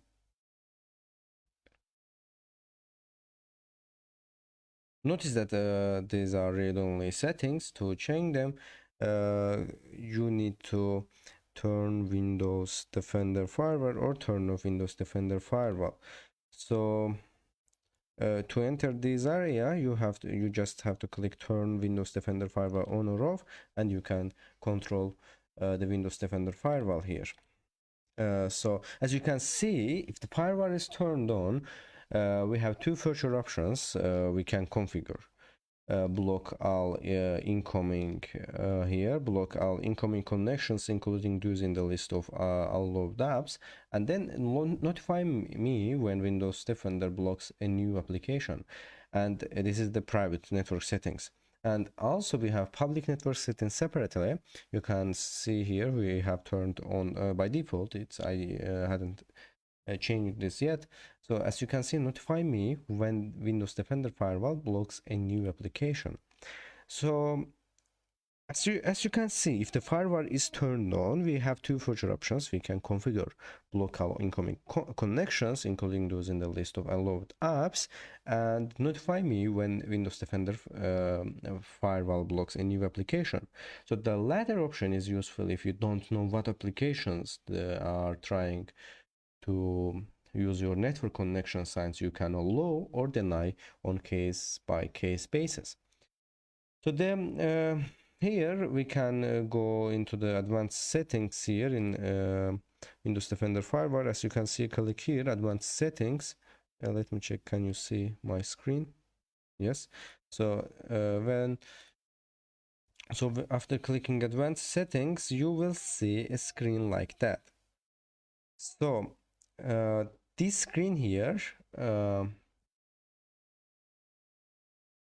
is the Windows Defender's advanced settings. So the initial screen provides you with an overview of the firewall, and on the right hand side here allows you to import and export firewall policies. Clicking in inbound rules here, inbound rules here takes you to a list of current inbound rules as shown here. So actually, likewise, clicking on the outbound rules here provides you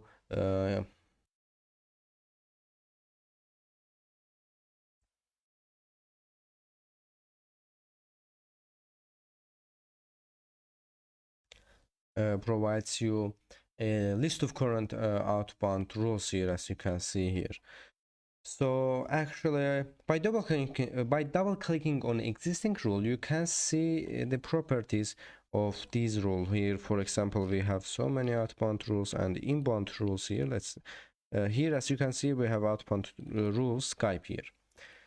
So here actually we have Windows shell experience here as well.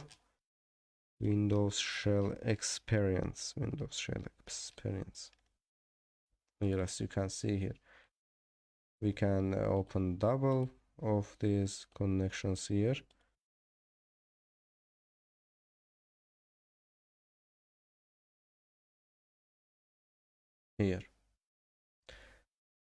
So as you can see, this info here, this is a predefined rule, and some of its properties cannot be modified.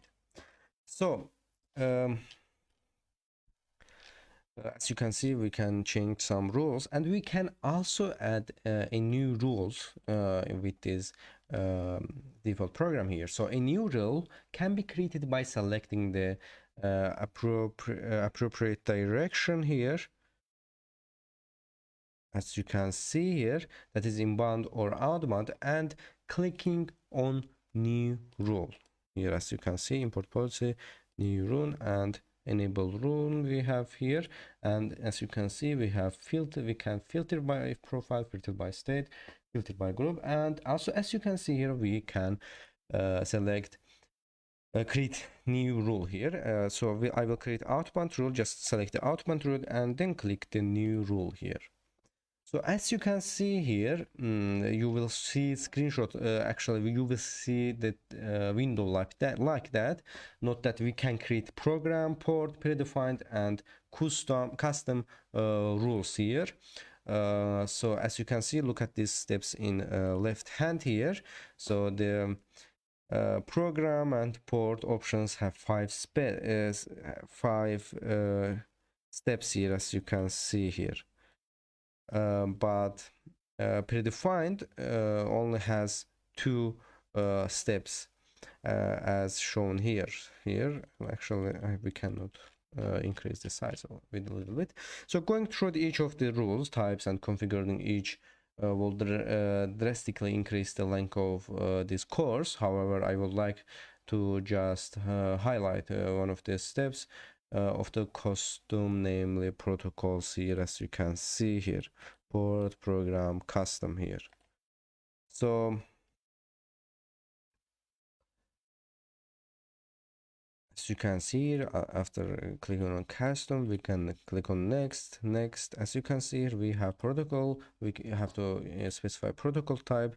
As you can see, we have hop port, ICMP v4, TCP, UDP, IPv6, and like that. I will select the TCP here, and as you can see, port number is default protocol number, actually, not port number. As you can see here, every protocol has a number assigned to it. So I will select the TCP here.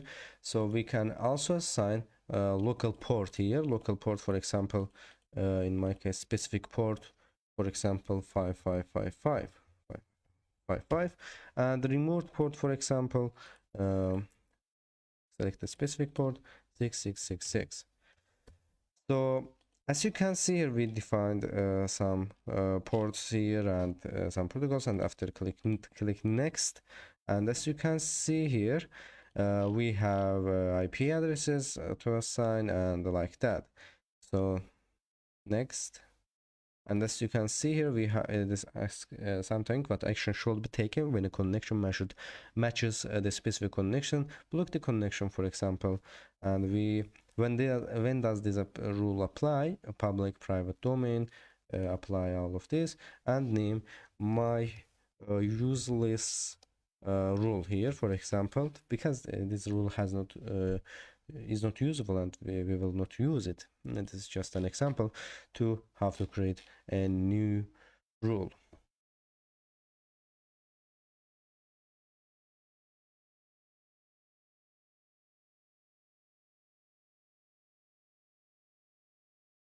or a perimeter network is a means of allowing the public to access the certain network services while still maintaining the security of your internal devices. At this point, you may be thinking, that's what an extranet actually does. Yes, there are some similarities between them, but remember, an extranet provides access to these services to trusted organizations, whereas DMZ allows access to the public. No trust or authorization is required. Obviously, making anything accessible to the public brings with it inherent security risks. So it's important that only services that are deemed as a public facing and necessary are placed there, and that suitable security mechanisms are put in place as added protection. Common services that were placed in the DMZ include the web server and the domain name system DNS server. So now I will create a new diagram here. Plot here, for example. This will our internet here. www. So next we will intranet here. Internet here. This will be called as well. So this goes to firewall.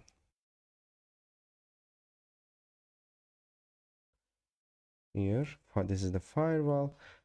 So firewall, for example, let's name it firewall B and firewall B, and this firewall B here. So this goes to firewall B, and our firewall B goes to www here, as you can see here. This goes to here, and actually we will need another firewall here, which will name firewall A here. Firewall A here, and then lastly this firewall A goes to internet. I will explain all of this here. Internet here, internet. So, and this is actually DMZ here, DMZ. So this diagram shows examples of firewall placement when implementing a DMZ. So in this diagram, we can see that the DMZ has been implemented using two firewalls. In this instance, firewall A here, firewall A actually is will have rules that will allow traffic requesting, web traffic, and actually this firewall A will have rules that traffic requesting web traffic, and firewall B here will have rules that block inbound requests from web traffic. So some organizations will purchase firewalls from two different manufacturers. If an organization use the same firewall through its infrastructure, and that firewall had a vulnerability, then the vulnerability will likely be reproduced across the network. However, if firewalls from different manufacturers were used, then a vulnerability in one model will be unlikely to be replicated across the network. So this means that firewalls is best to use different manufacturers in one place. So a more common implementation of firewalls is the three-homed firewall here. So let's write here. Let's actually create a diagram. Three-homed firewall. So for this, we will need an firewall here, firewall, and two clouds here. Here, This is our internet here. So let's make bigger firewall here, and then cloud here, www. So here this goes here, and this goes here, and this goes here. So this common implementation of firewalls is the named tree-homed firewall. Here let's write here tree-homed firewall. Text here.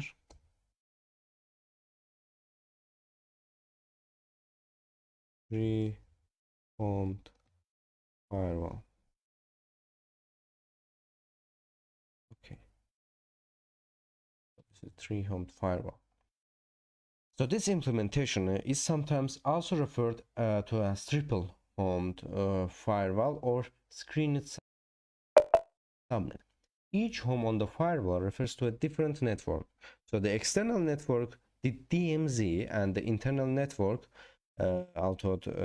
here, and internal network. So let's write here DMZ. Actually, not www, and this is the DMZ. So although a simple firewall is being utilized, each port can have different rules assigned to it. For example, port 2 can allow inbound web request traffic and port 3 can block this traffic.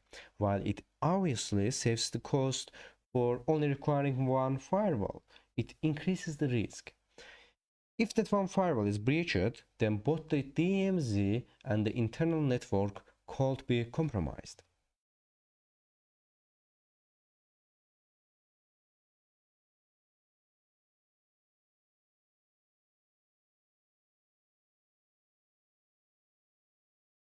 Recently, more people have become aware of the existence of VPNs and have begun to use them in their personal lives. There are a number of legitimate reasons for people to do this, such as protecting their privacy when using an open network, and a number of illegitimate reasons, such as circumventing regional locks on streamed media. A virtual private network transmitting private data securely from one network across an unsecured network to the third network. Here, let's VPN. Oops.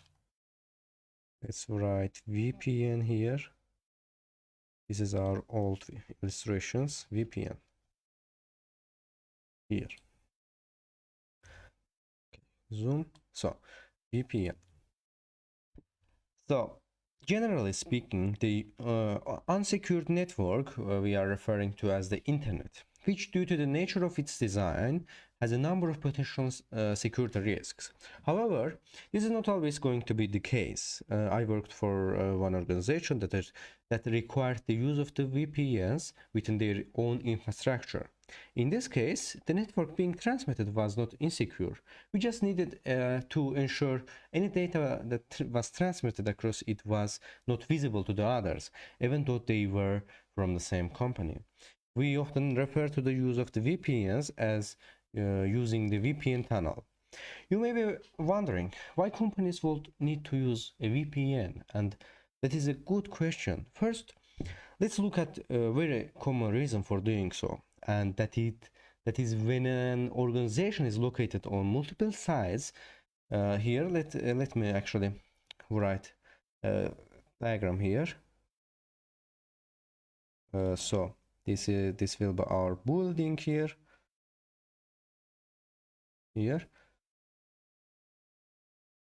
So here we will have the head office here, head office, and then we will have another office here. This will be branch office. So in head office we will have two computers, for example, computer 1 and 2. Actually 1 here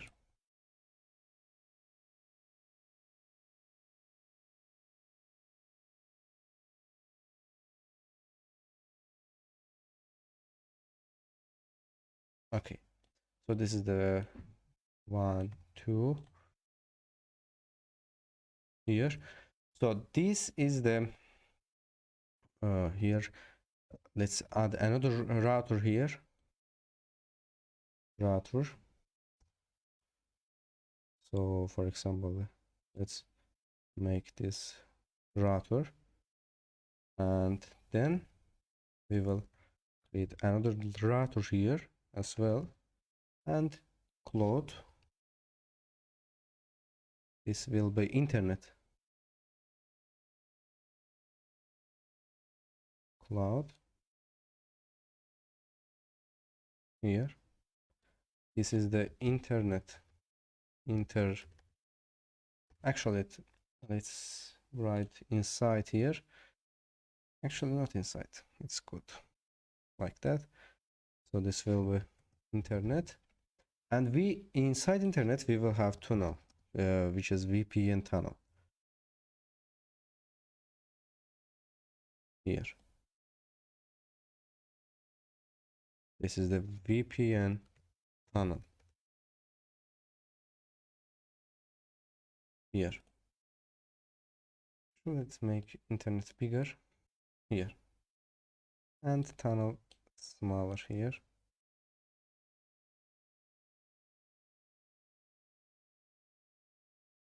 Here. So this will be the head office here. Actually, this is the head office, and this will be our branch office here. So this will be the VPN concentrator here. VPN con here. Let's make it, for example, 16.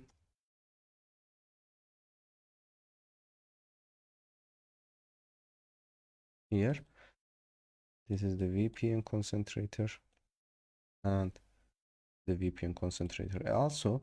So these computers connects to this VPN concentrator, and also this, and this connects to, and this computer connects to, and this VPN concentrator connects to the VPN tunnel.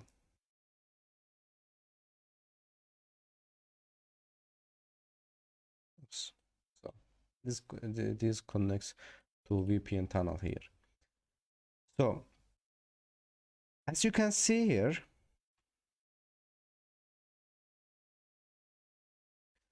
in this actually in this virtual private network, you can see internet, which due to the nature of design, you may be wondering why companies would need to use a VPN, and that's a good question. So first, let's look at very common reason for doing so, and this is when an organization located on multiple sites. In this diagram, we can see a site-to-site VPN. So this is the office here. Actually not. Let's VPN and copy office, or company building here. So in this case, the organization wants to ensure that all the traffic between the sites is protected. So they utilize VPNs to facilitate this. All the traffic from the branch offices passes through a device known as the VPN concentrator. The VPN concentrator at each site will directly connect to the VPN concentrator here with VPN tunnel at the head office, as you can see here. So the transmission of the data across the VPN is transparent to most users. That is, they are unaware that this takes place. So another common form of implementation is through the installation of a VPN client on each device, also known as the remote access VPN. When a user wants to connect to the head office, they need to open the VPN client application on their device and then authenticate with the application before they can gain access to the head office network. So this implementation is usually reserved for telecommuters or mobile users, such as sales staff or field engineers or home-based users, since the administrative overhead becomes too great. So on the user's end, they have to deploy and configure the application on each device and run the application. So you also have to rely on the user remembering their VPN credentials, which may not be the same as their domain credential. Users who are connecting remotely will be required to authenticate against some form of remote authentication server before access is granted. Let me check, is this recording? Yes, actually, yes. Before access is granted, they need to authenticate server.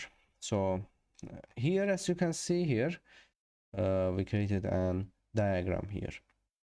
And now I want to show you the remote authentication server, how they are creating.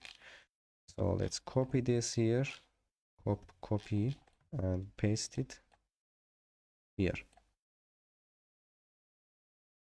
Make it little here. So this is the head office for again here. Let's copy this text here as well. Here, this is the head office, and we will have a VPN, actually not VPN. Let's, okay, it's, yeah, or not. Let's use router.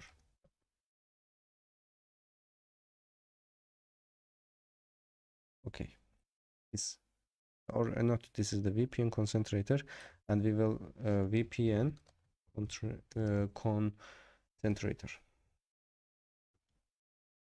Actually make it little.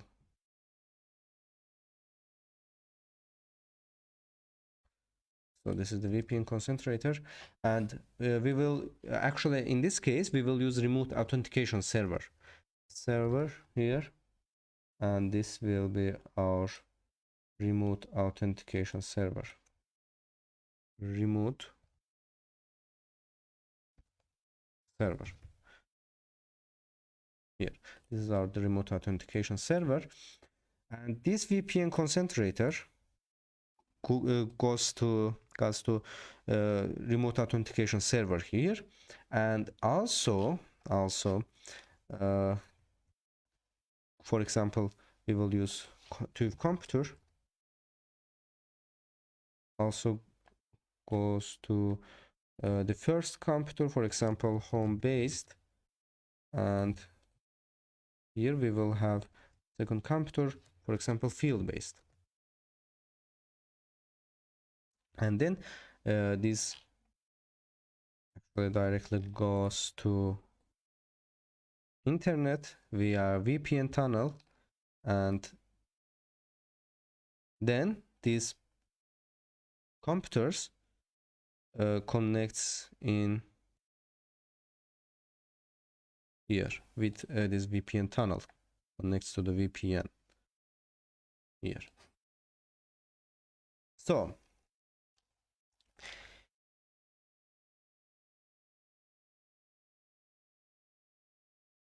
a VPN may also be used with an extranet to provide limited secure communications to our infrastructure for our trusted partners.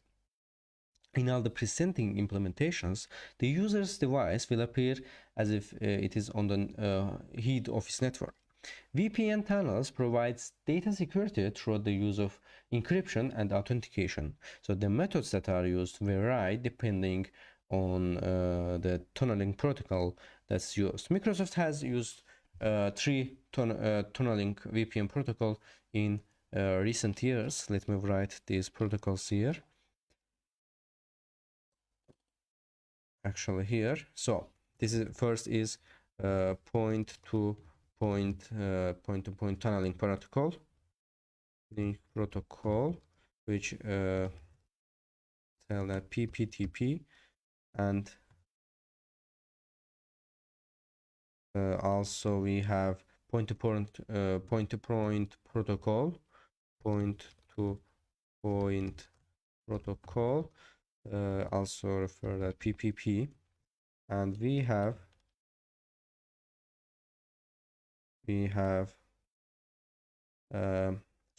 secure socket tunneling protocol, secure socket tunneling protocol, referred as SSTP. SSTP here. So the new absolute PPTP was designed to transmit PP point-to-point protocol traffic through the VPN, as you can see here. So in this case, point-to-point tunneling protocol creates a communication channel to the recipient, and that channel will then be used to create generating routing encapsulation GRE tunnel for the data to be transmitted across. So encryption was provided by Microsoft point-to-point encryption MPAE, and authentication was by password authentication protocol PAP, challenge handshake authentication protocol or THAP. So SSTP was implemented in Windows Vista. Like PPTP, SSTP was designed to securely transmit peer point-to-point, actually not point-to-point protocol, not tunneling. However, SSTP uses secure socket layer, transport layer security, so SSL, TLS, to provide encryption. It also utilizes the same network port as HTTPS traffic, so that is the port is 443. Port 443. So since this port is usually open on firewalls for secure web browsing, so this means that the network administrators didn't need to open another port to allow the traffic through. So authentication of secure socket tunneling protocol authentication of secure socket tunneling protocol traffic was provided by MS-CHAP and extensible authentication protocol TLS. Windows 7 saw the introduction of the layer 2 tunneling protocol L2TP, while L2TP provided the tunnel. So actually let me write here, note here for better understanding. Here this layer 2 tunneling protocol, layer 2 tunneling protocol, so L2TP. So while L2TP provided the tunnel, it didn't not provide any form of encryption. So it was usually deployed alongside Internet Protocol Security IPsec.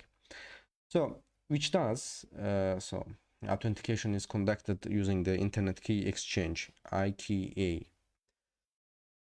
So to try and overcome the issues with users forgetting to start their VPN connections, Microsoft released support for direct access in Windows 7. When a user started up their device, the direct access service running on it will check to see if it was on the same network as the direct access server.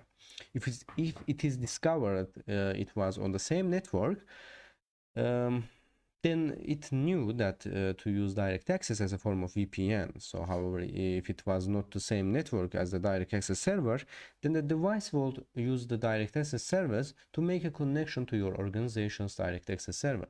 Again, this was transparent to the user. So the additional benefit of using direct access was the administrators could manage those remote devices as if they were on the local network. With the release of Windows 10, Microsoft provided users with a service called Always On VPN, which was designed to replace direct access. Always On VPN could be configured to create a device tunnel that would connect through the VPN once the device had booted up, or could be configured to a user tunnel that connects once a user logs in. So these two options are not mutually exclusive, but both can be implemented at the same time. However, to utilize the device tunnel, you have to use either an enterprise edition of Windows 10 or education edition.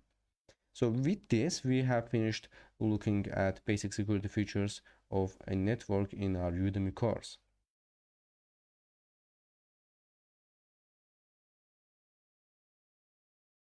The goal of passive and active reconnaissance is to identify an exploitable target.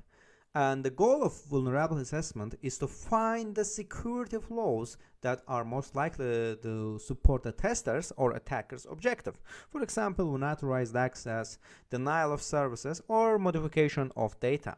The vulnerabilities assessment during the exploit phase of the kill chain focuses on creating the access to achieve the objective mapping of the vulnerabilities to line up the exploits and maintain persistent access to the target.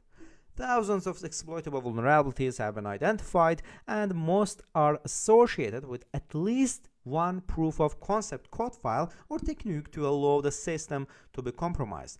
Nevertheless, the underlying principle that governs success are the same across networks, operating systems, and applications. In this course, you will learn using online and local vulnerability resources. You will also learn writing your own Nmap script using the Nmap scripting engine, web and application specific scanners. You will also learn threat modeling in general. You will learn how to select and customize multiple vulnerability scanners.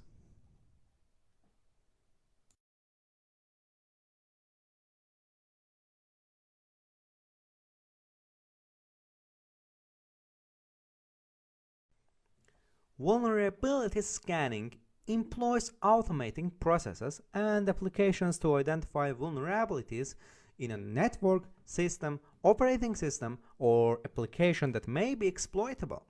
When performed correctly, a vulnerability can deliver an inventory of devices, known vulnerabilities that have been actively scanned for, and usually a confirmation of how compliant the devices are with various policies and regulations.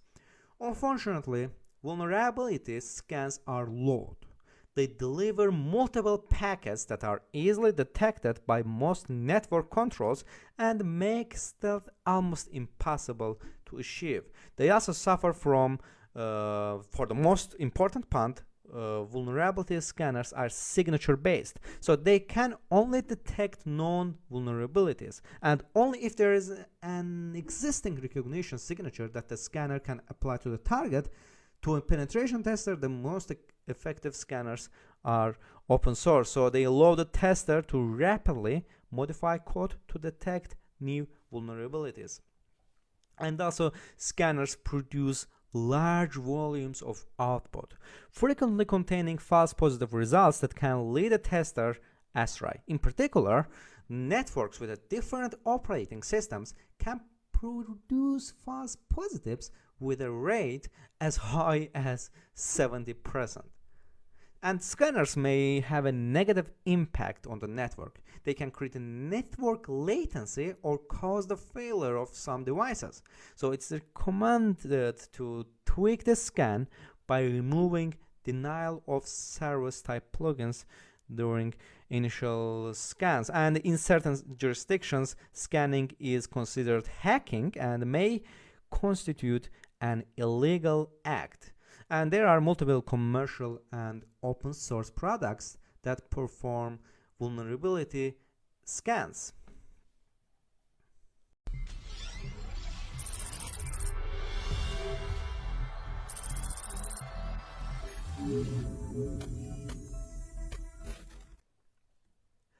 Beginning a career in ethical hacking and penetration testing can be very exciting, and most of the time our minds will be a bit overwhelmed, causing us to visit only the lectures about exploiting a system in its course, such as this. So, however, conducting a penetration test is like starting a new project at home. Before you build a pool in your backyard, there are few things you must consider, such as the space that's available, the cost of materials, the contractor's fees, and other details. Information gathering is a very important phase of the hacking life cycle and penetration testing. In this lecture, we will focus on passive information gathering techniques and methods. We will learn how to use the internet to get us the information and the specific details we need about our target by using both online resources and tools on Kali Linux. In this section, we will be covering these topics: reconnaissance and footprinting, understanding passive information gathering, understanding open source using the top open source intelligent tools. We will also find the data leaks in cloud resources. We will understand who is and copying websites with HTTRAC. We will also find subdomains using Sublister. By the target technologies and security controls.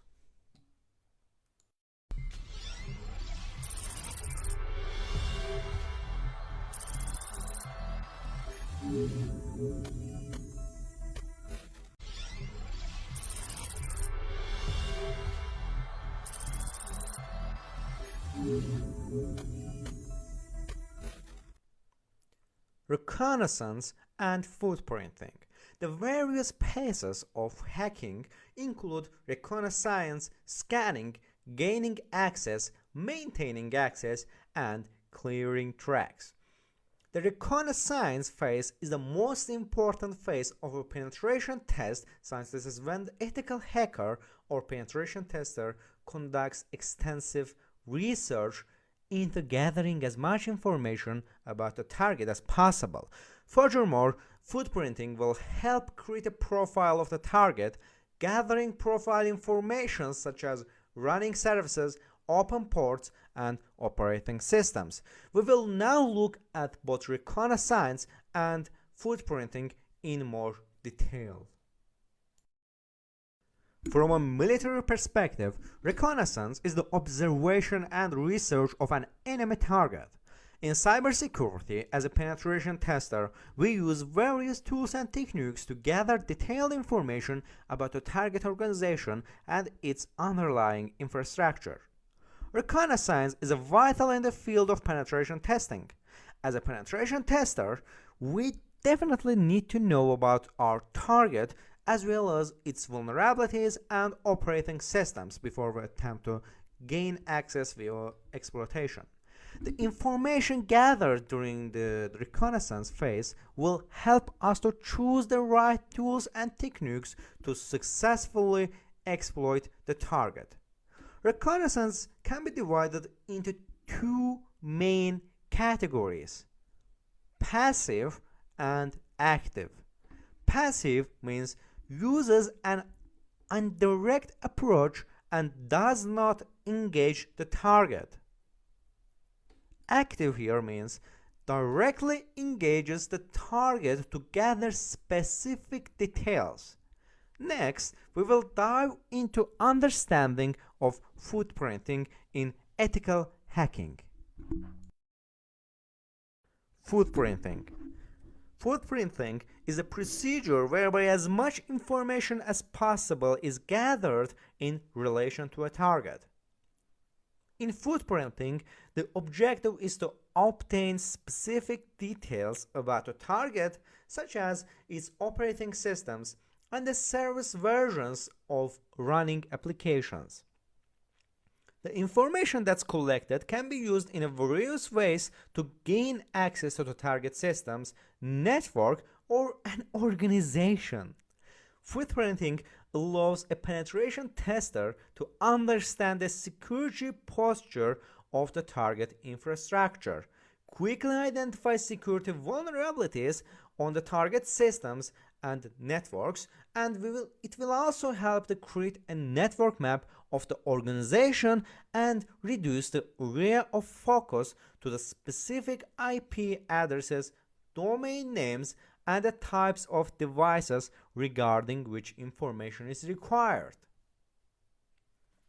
Footprinting is a part of the reconnaissance phase. However, science footprinting is able to provide more specific details about the target.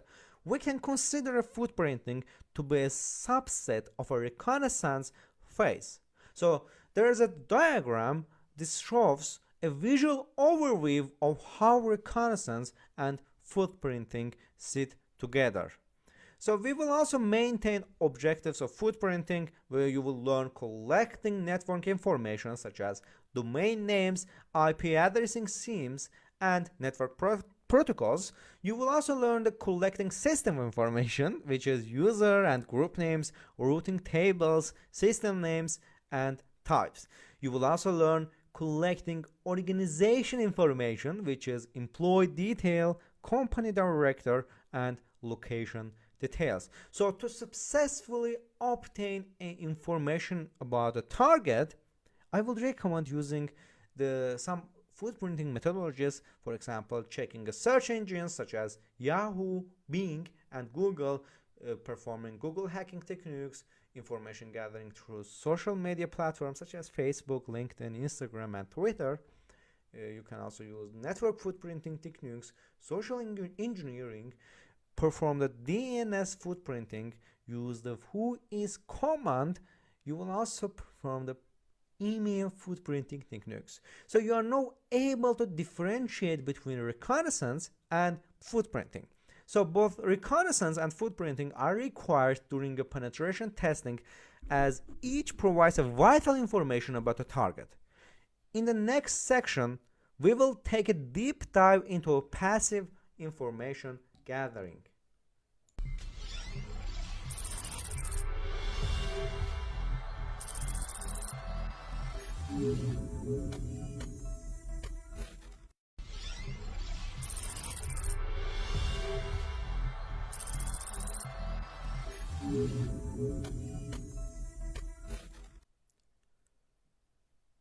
Passive information gathering is when you use an indirect approach to obtain information about your target.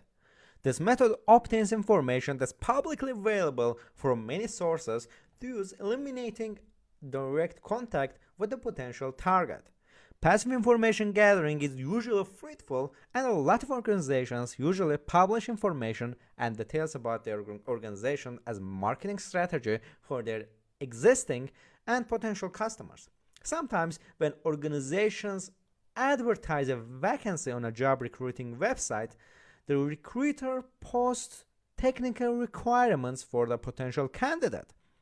From a penetration tester's point of view, the technical details can indicate the types of platforms and applications that are running within the organization's network infrastructure.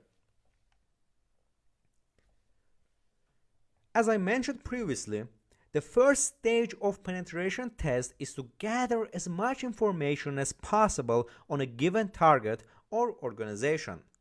Gathering information prior to exploiting and gaining access to a network or systems will help the penetration tester to narrow the scope of the attack and design a specific types of attacks and payloads that are suitable for the attack surface of the target. We will begin our information gathering phase by utilizing the largest computer network in existence, the Internet. This diagram provides a brief overview of the different areas where open source intelligence can be found on a target. The Internet has many platforms, ranging from forums and messaging boards to social media platforms.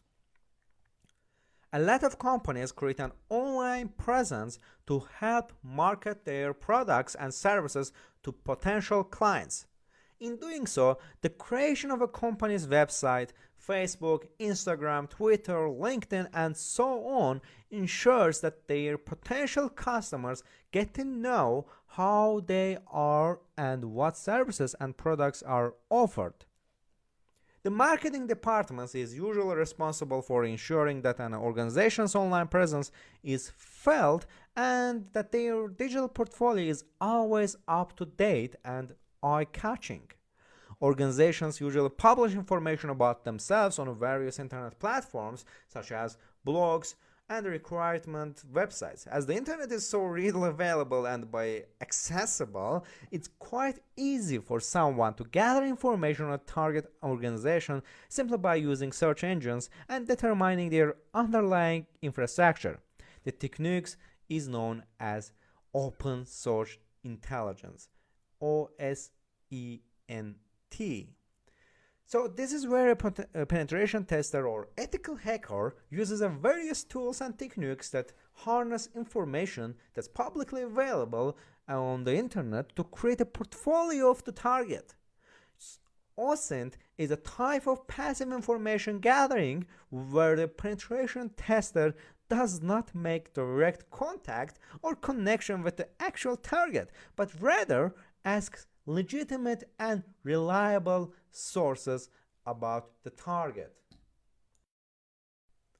Over the years, I have noticed a lot of job hunting websites where the recruiters post vacancies for internet technology positions within a company, but the recruiter specifies that an ideal candidate should have experience with the specific technologies.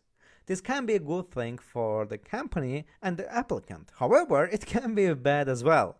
So there's a pros and cons of companies posting their technologies on requirement websites. So the pros are the potential candidate will know what type of environment to expect if they are hired.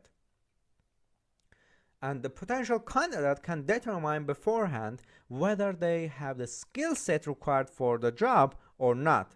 But there are also cons here. So the company is partially exposing their technologies to the general public, and the hacker can determine the infrastructure and better select exploits and tools to perform a cyber attack. So let's take a look at this screenshot from a job site. So looking closely, we notice that the job poster has specified that they are using both Cisco and HP networking technologies. So the company uses an Avaya PBX systems as their voice over internet protocol VoIP, and they are running Windows Server 2008 and or 2012 in their network. So as a penetration tester, we can see that the company is using specific types of technologies within their IT infrastructure. From a penetration tester's point of view, if this organization were our target for a penetration test, we could now narrow our scope of attacks to these specific technologies. Now that we have completed this lecture on better understanding open source intelligence, so let's dive into practical of using OSINT tools.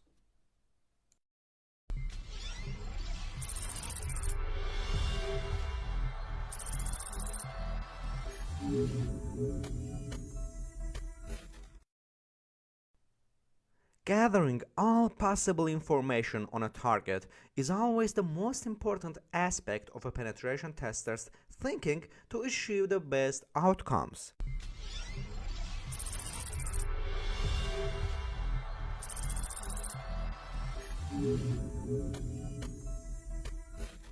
In cybersecurity, gathering information through publicly available sources is often referred to as open source intelligence, OSINT.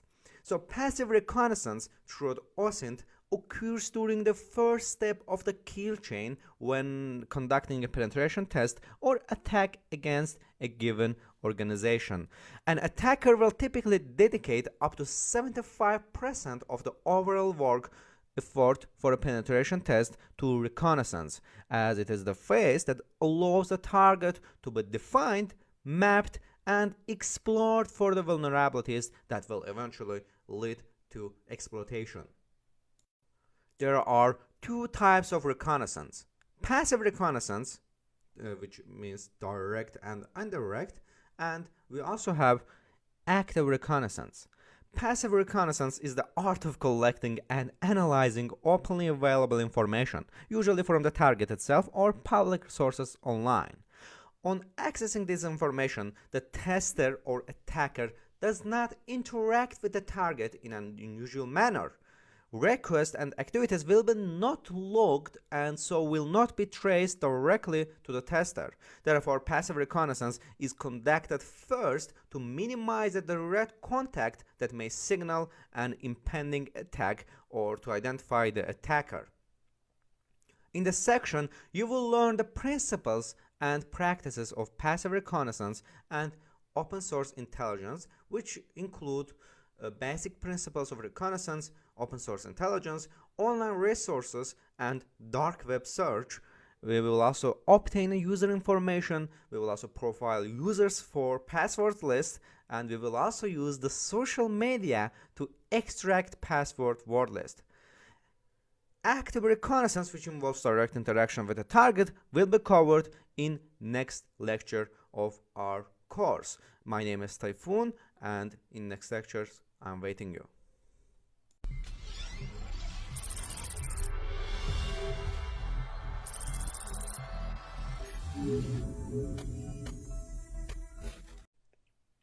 Basic principles of reconnaissance.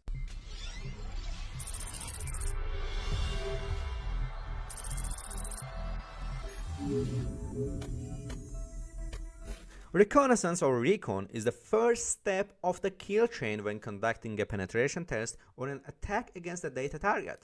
It is conducted before the actual test or attack on a target networks. The findings will give us an idea of where additional reconnaissance may be required or the vulnerabilities that can be capitalized upon during the exploitation phase. Reconnaissance activities are segmented on a gradient of interactivity with a target network or device. So passive reconnaissance does not involve any malicious direct interaction with the target network. So the tracker source IP address and activities are not logged. For example, a Google search for the target's email addresses will not leave a trail that the target can detect. So it's difficult, if not impossible, for the target to differentiate the passive reconnaissance from a normal business activities. So passive reconnaissance is divided further into two categories: direct or indirect. So direct passive reconnaissance involves the normal interactions that occur when an attacker expectedly interacts with a target. So for example, an attacker will log on the corporate website, view various pages, and download documents for further study. So these interactions are expected user activities and are rarely detected as a prelude to an attack on the target. In indirect passive reconnaissance, there will be absolutely no interaction with the target organization. In contrast, active reconnaissance involves direct queries or other interactions, for example, port scanning of the target network, that can trigger system alarms or allow the target to capture the attacker's IP address and activities. So this information could be used to identify and arrest an attacker or used during legal proceedings. So therefore, passive reconnaissance carries a lot less risk, but its active counterpart has its limitations. Penetration testers or attackers generally follow a process of structured information gathering, moving from a broad scope, so for example the business and regulatory environments, to something much more specific like user account data. So to be effective, testers should know exactly what they are looking for and how the data will be used before collection starts. So using passive reconnaissance and limiting the amount of data collected minimizes the risk of being detected by the target.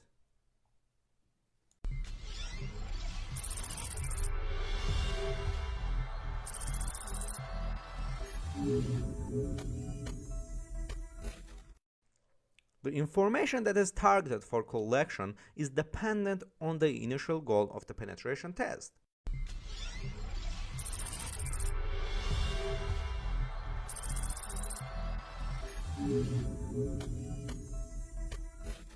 For example, if testers want to access a personal health records, they will need the names and biographical information of relevant parties involved, like their usernames and their passwords, third-party insurance companies, healthcare providers, head of the IT operations in any industry, commercial suppliers, and so on.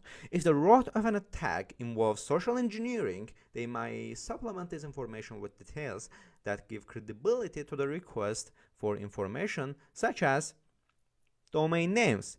Identification of targets for the attackers or penetration testers during an external scenario begins with domain names, which is the most circular element of open source intelligence. Subdomains. These are the domains that are part of the main domain. For example, if the domain offered to the target is sample.com, it might be used demo.sample.com, production.sample.com, e-commerce.sample.com, and so on.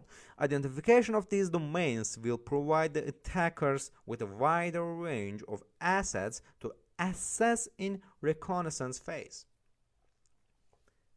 DNS entries. In today's cyber world, everything can be potentially networked. This means each device that is connected to the internet has unique IP address assigned to it. Likewise, the DNS entries are a list of human-friendly names that are assigned to specific IP addresses. For example, demo.sample.com that is translated to an IP address is the format of, for example, 120.x.x.245. So DNS entries include a host name, NS name server, CNAME, canonical name, MX, mail exchanged, 4A DNS record to IPv6, and SRV service record, TXT, which is text record obviously, and PTR, pointer record, which is opposite to the A record.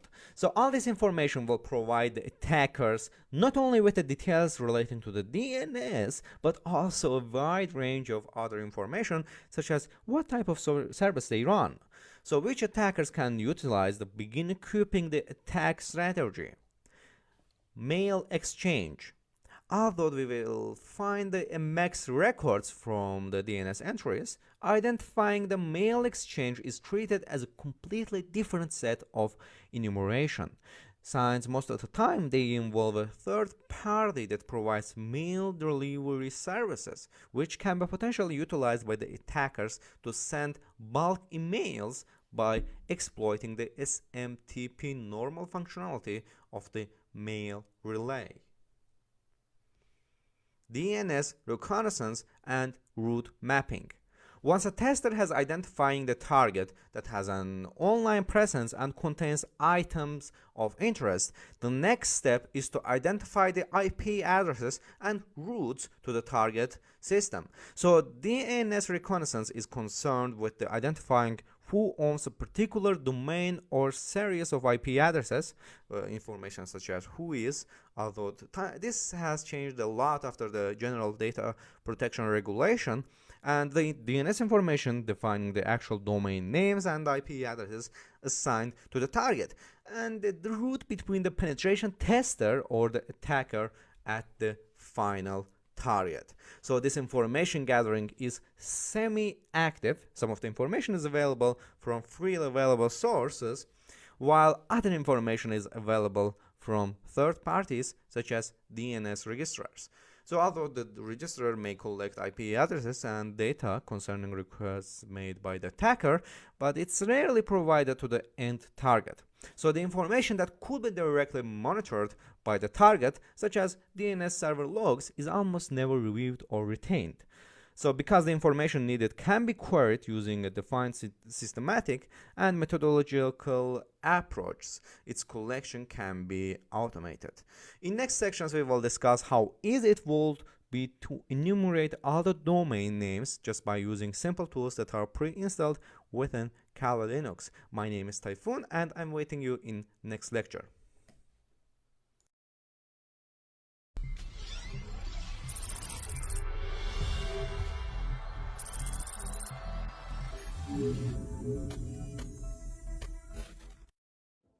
Hello, my name is Typhoon, and in this lecture we're gonna learn how to gather domain information in Kali Linux using Sublister tool.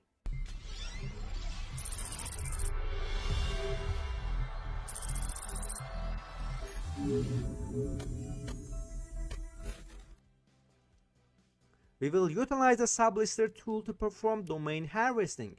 This tool is not pre-installed in Kali Linux, however it can be installed by running the sudo apt install sublister in the terminal. So, but if you don't have updated your apt yet, just use sudo apt update. Here, Kali. And after updating your apt, you can install the Sublister, last version of Sublister here. Apt Sublister. Oops, Sublist. Apt install, of course. Apt install Sublister here. So this tool is written in Python, which will enumerate the subdomains of primary domain using the open source intelligence techniques. So it utilizes APIs such as the Ask search engine, Google, Bing, Baidu, and other search engines here. Additionally, it also performs searches in Netcraft, VirusTotal, DNS Dumpster, Threadcraft, and Reverse DNS, while also performing DNS brute force using a specific word list. So once the tool is installed, you can run a sudo sublist 3rd, and for example our target in this case I'm gonna write, for example, like GitHub. Of course, this is not an attacking purposes, of course. T here and with this E parameter you're gonna specify the Bing or a search engine, for example. You can also specify the Google to use search engine for finding subdomains, for example Bing.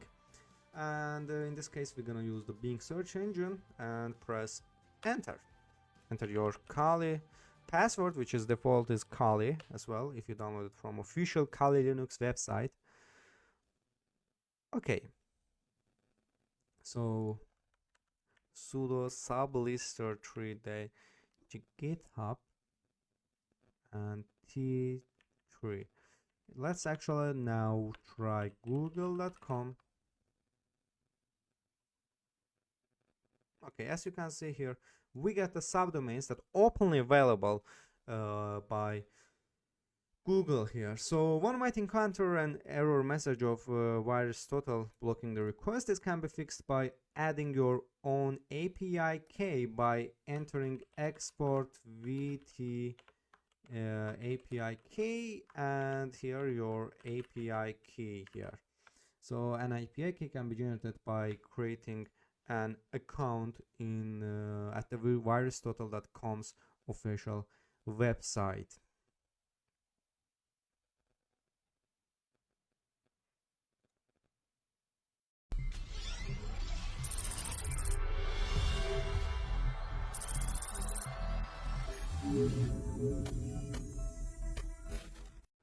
Hello, my name is Typhoon, and in this lecture you will learn about OCR framework.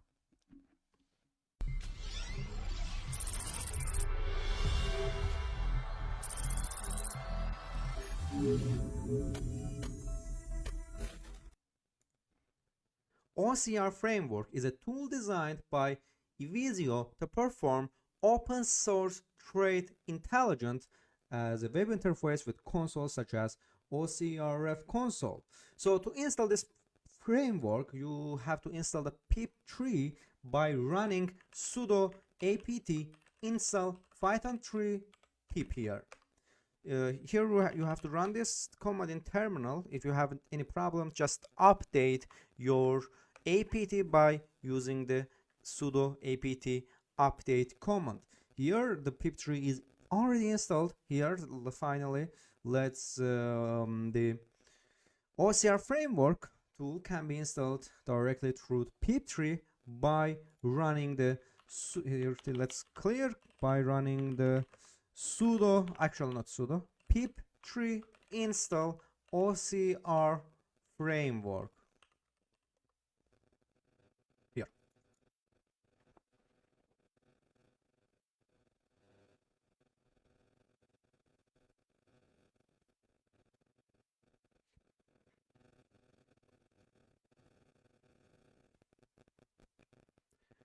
OCR framework provides the threat intelligence about keywords in multiple sources and also provides the flexibility to be a standalone tool or a plugin to Maltego.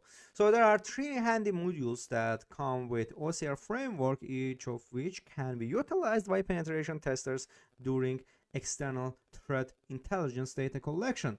We have USAFE here. So here we also, as you can see, we got the USAFE not found, but can be installed with sudo apt install OCR framework. So let's install the OCR framework here. So the apt install OCR framework also.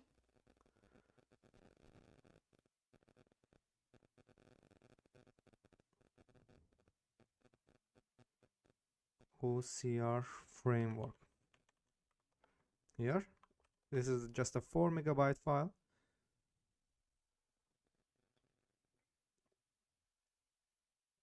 Here the USAFE, here let's run USAFE now. As you can see, we run this. So the USAFE, this is used for searching on multiple search engines to identify the keywords in a URL and to automatically enumerate and store all the results in CSV format. So this command runs like this: USAFE n parameter, for example, Oxaly.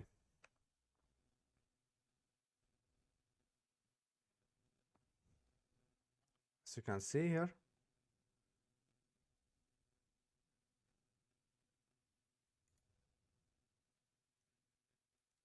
we are waiting to.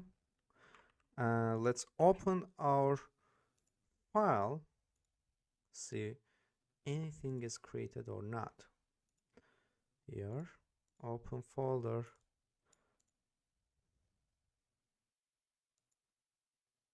As you can see here, we got the profiles.csv. Okay, as you can see here, there is the profiles that we got here. So as you can see here, we have Oxaly account, which is most of them is not belongs to Oxaly, but here, as you can see here, we can also use the mailfi. This identifies a keyword and adds the email domains to the end of the keyword. So here, mailfi, and here, for example, Oxaly, like this.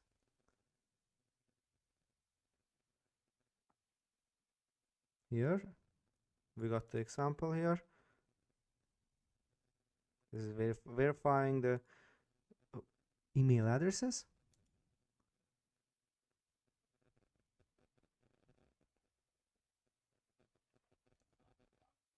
Got a little error here at the end of the job, but here we got no email found on these websites. We also have searchfi.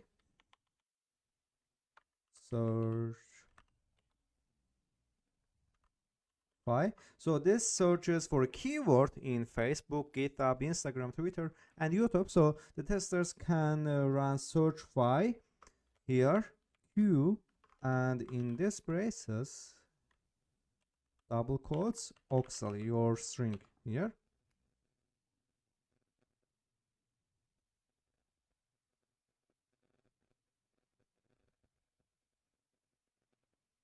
Here. Let's open the profiles, the CSV, and all the data will be saved here in profiles.csv data format. So you can play with this tool more, but it has so many examples and parameters, you can do it by yourself.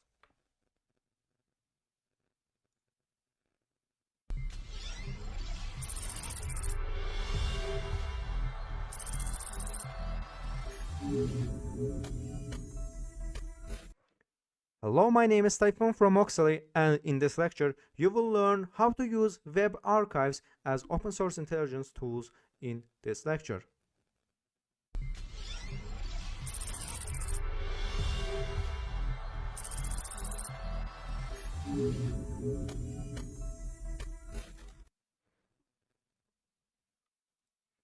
When something is deleted from the internet, it is not necessarily completely deleted from the everywhere. Every page that is visited by Google is backed up as a snapshot in Google's chat servers. So typically these chat servers are intended to see whether Google can serve you the best available option to base your search query on. So that the same technique can be utilized by attackers to get information about a given target. For example, say a hacked database's details were posted in, for example, sampledatawebsite.com, and that the website or the link is taken off the internet.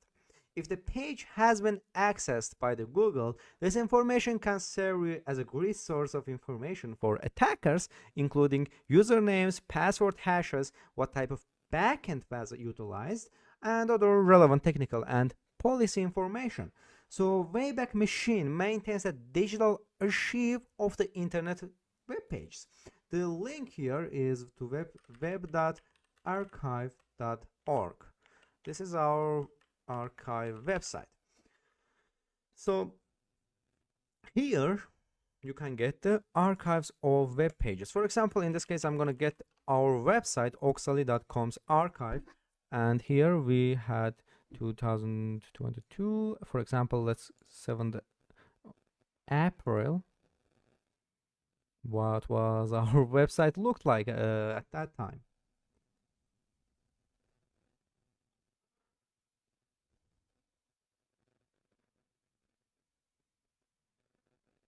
This is what our website looked like back then at 7 April. Here, as you can see here. Let's see here. Actually, as you can see here, there's a no Wayback Machine achieved archived by URL because it's a YouTube channel. I think Wayback is not using YouTube channels here for saving. Here, as you can see here, this is our courses back then. So let's see if there's any new Waybacks here. No, it's 2023, and there's no Wayback that our web's archive.org captured newly because it's just that 2023 is just starting.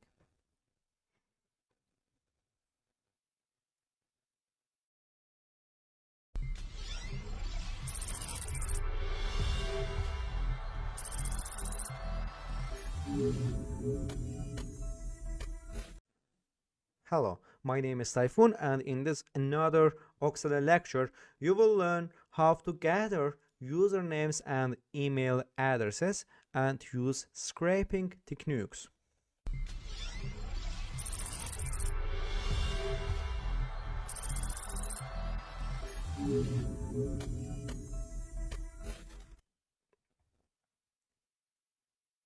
A technique that attackers utilize to extract a large number of datasets from websites, whereby extracted data is stored locally in a file system, is called scraping or web scraping. In this lecture, we will utilize some of the most commonly used tools in Kali Linux to perform scraping. So let's gather usernames and email addresses by using the Harvester tool. So the Harvester is a Python script that searches through popular search engines and other sites for email addresses, hosts, and subdomains. Using the Harvester is relatively simple as there are only few commands and switches to set. Here, firstly, I'm gonna share these commands and use all of them, of course. So let's actually use the Harvester. As you can see, you're just writing the Harvester and running in terminal, we'll get something like that. And here we're gonna run the Harvester. Let's call the help, and here there's an options you can use when performing and running the Harvester and using scraping techniques here. So now we're gonna use the t parameter domain. So here we will use our own domain here, the harvester d. This means we're gonna enter the domain after this parameter here, oxley.com, and after that here we're gonna enter the L limit. We're gonna limit the number of search results. As you can see here, default is 500. So if you don't enter any parameters, the default is going to be 500, but I don't want a lot of results because it's my website and I know what's inside it. Here we're gonna set and limit to 200, for example. And now we're gonna use the big Google. This is the browser that we're gonna use here. Let's translate it. B source.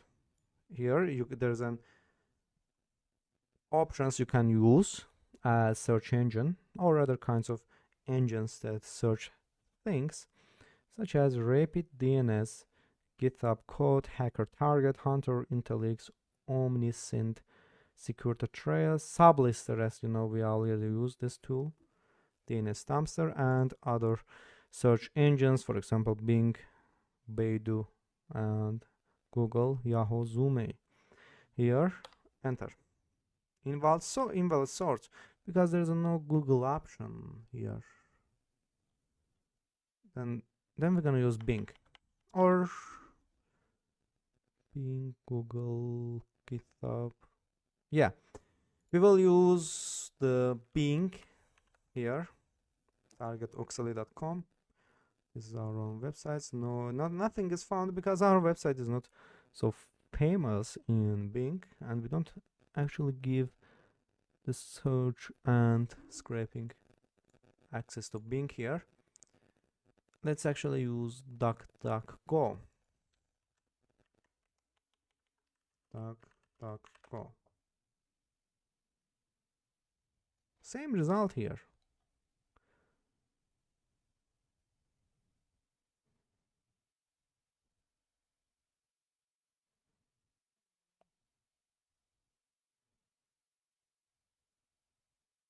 Let's actually use Yahoo.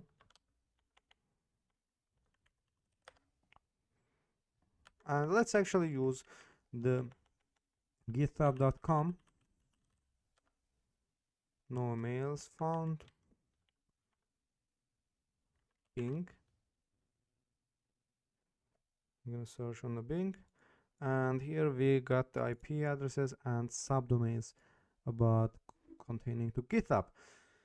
So here, and the attackers can utilize the LinkedIn API to extract list of people within a given domain and easily form a list of possible valid email addresses and usernames. So an example will be when an organization uses the first and last names within the format of, for example, at oxley.com, for example, at oxley.com, the harvester tool can be utilized to enumerate the user details on who is currently working on organizations also. So we can also use the obtain user information in next lectures with Tiny. I'm waiting you in next lecture.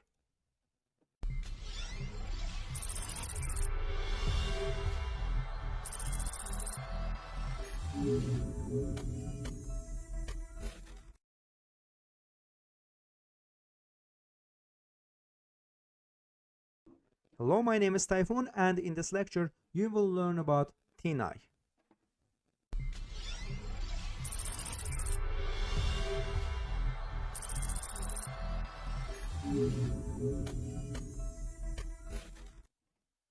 TNI is online reverse image search portal developed and offered by the TNI.com here. In short, this is a search engine like Google, but it allows the user to search using only images. So this information can help the attacker to map images to the target and can be utilized in a well-defined social engineering attack. So I'm gonna here upload our logo here, see what it can find for us. Yes, this is the outputs that we found here. This, as you can see, the appraisal. I don't know what's the connection between our logo here, but as you can see, these are the same fonts. So it searched with the font here, and also it searched with the Oxa here. So let's find another image here. Let's actually upload our YouTube banner onto this website and see what it will give us here. Here, upload another here. 0 matches because actually I newly created this banner for our website here. So let's find another image to upload it and test it if it can find. So here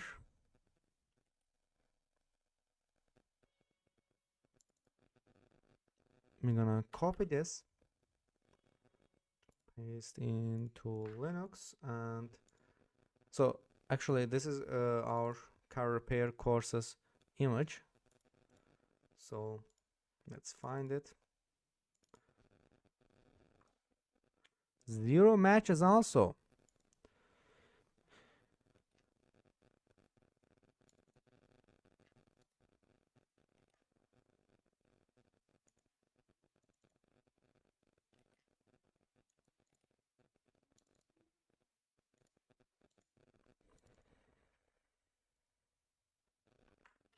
Okay, we have another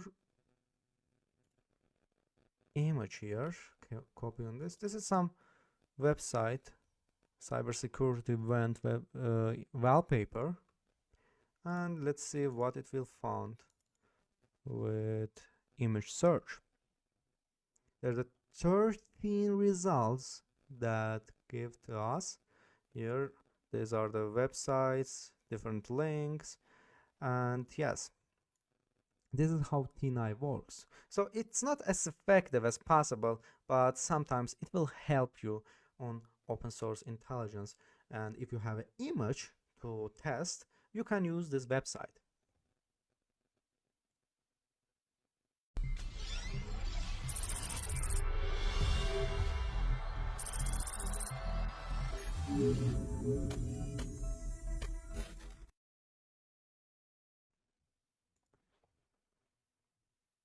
The public generally utilize Google to keep themselves updated.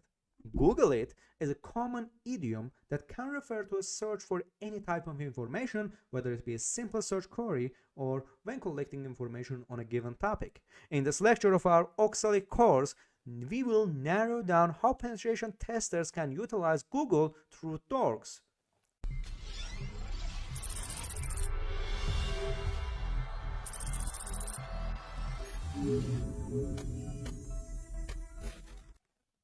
So the first step in understanding Google hacking database is that the testers must understand all the advanced Google operators, just like how machine level programming engineers must understand computer operation code. So the Google operators are part of the Google query process, and there's nothing illegal with them.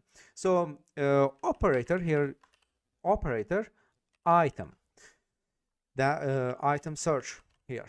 So there's no space between operator and the colon here. And here, let's start with the in title, which is very popular Google dork here. So in title, for example, Oxley. Here, this shows us the page title keywords that has Oxley in it.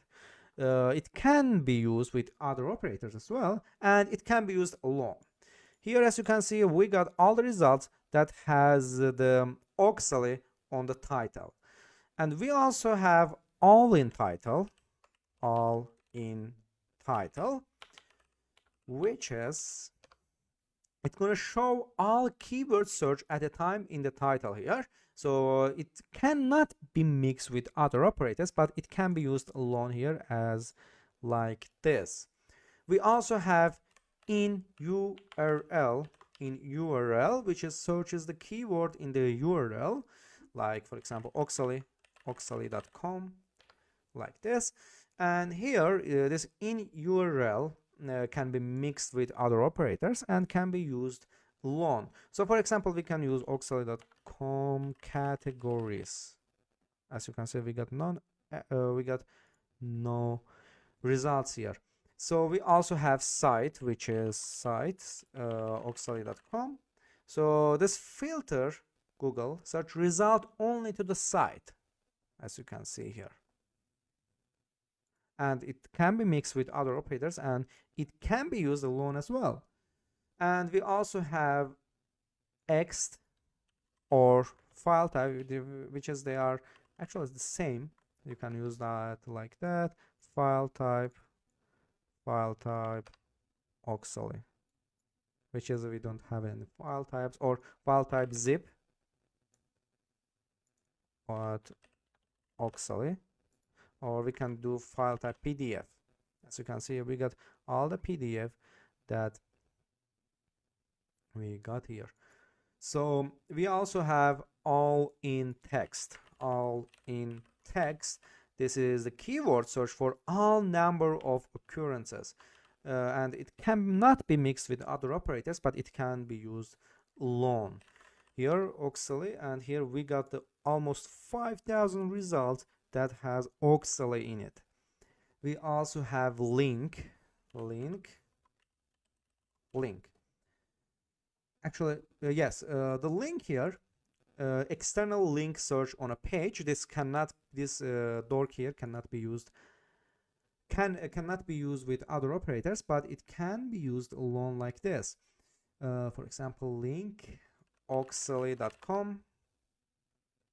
Oops. I'm not a robot. Here. As you can see, we got all links that has oxaly.com in it. And we also have in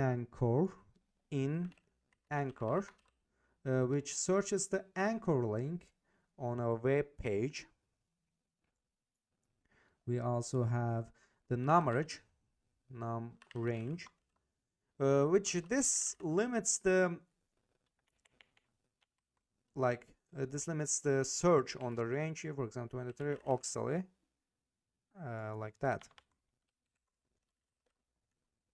here.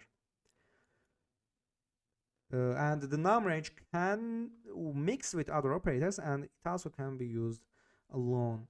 So we also have date range. This is limited, for example 2022, and here we got this. We also have author Oxaly. Here we got non-operators. This is just an Oxaly. Here you can try this with other keywords or websites. We also have group Oxaly. As you can see here, we got this. And we also have lastly related Oxaly, like this. So this is the Google Hacking Database. So we can utilize the Google Hacking Databases from Exploit Database, which is constantly updated by security research community. You can, as you can see, this is bookmarked in the Kali Linux, Mozilla Firefox, which is, we're gonna learn more about these websites in next lecture.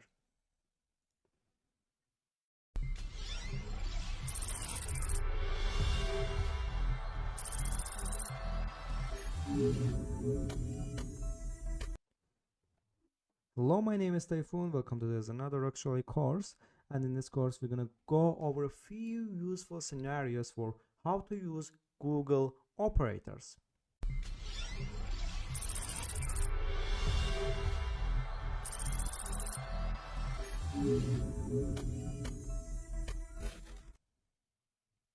First, let's search for in title,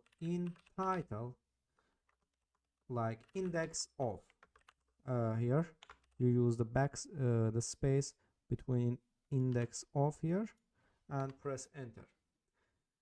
So this will give us a list of web pages that support directory browsing or like traversal. So this directory browsing is a hacking method that allows attackers to access restricted directories and files within the website and executes a command outside the web server's root directory. Here, as you can see, we got a videos here. Let's watch this. Since it's officially uploaded to Google, I think there's no problem if you watch this. This is some hotel and spa video. I think that it's advertising. Yes. So let's go another website. Here we have like so much folders and plugins like this. Like you can dig these files and sometimes you find something useful here.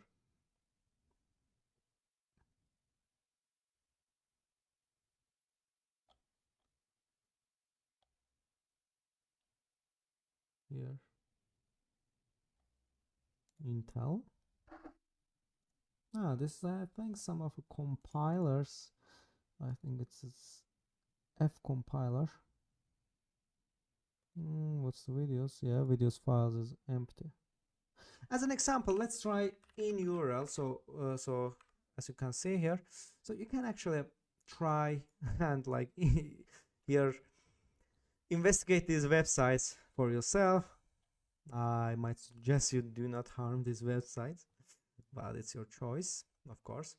So we can also use in URL admin here. So this search will return sites that have admin or administrator in the URL itself. Here. So sometimes there are associated login pages like this, for example, Slido admin portal. Yes, this is like admin pages. This query will show us admin pages or administrative login pages of websites.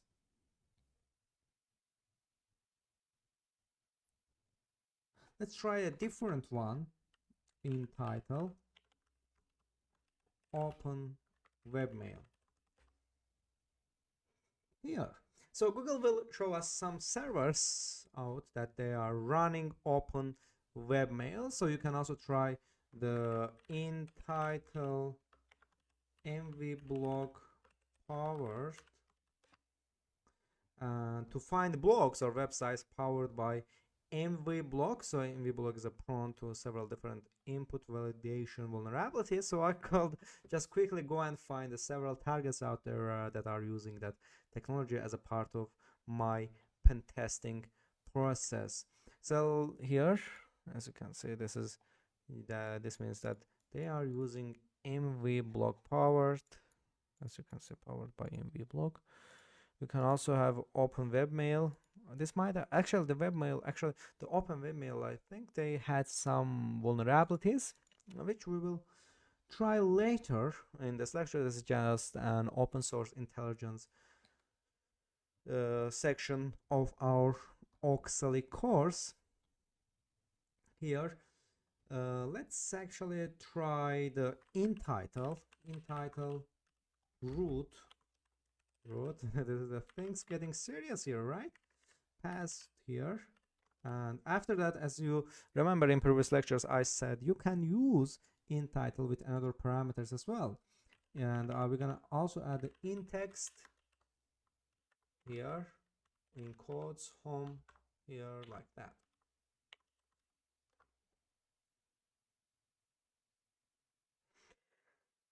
So surprisingly enough, this can show you the password directory for a few Linux boxes. As you can see, we got just 7 results here. This firstly is of course the Google hacking database, Google Dork. This is a Google Dork that published on Metasploit. Actually, you can find more Google Dorks and like pen test your ethical hacking skills with this Google Docs as well. Of course, do not harm this website. This is what ethical hacking is.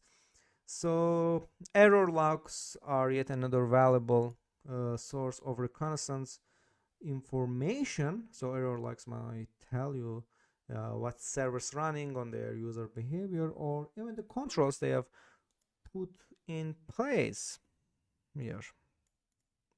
So for our first example, we'll try the in-text parameter, in quotes here, access denied for. And as you can see here, we got the first Stack Overflow because someone asked these questions in web. Or we can also try the shopping cart.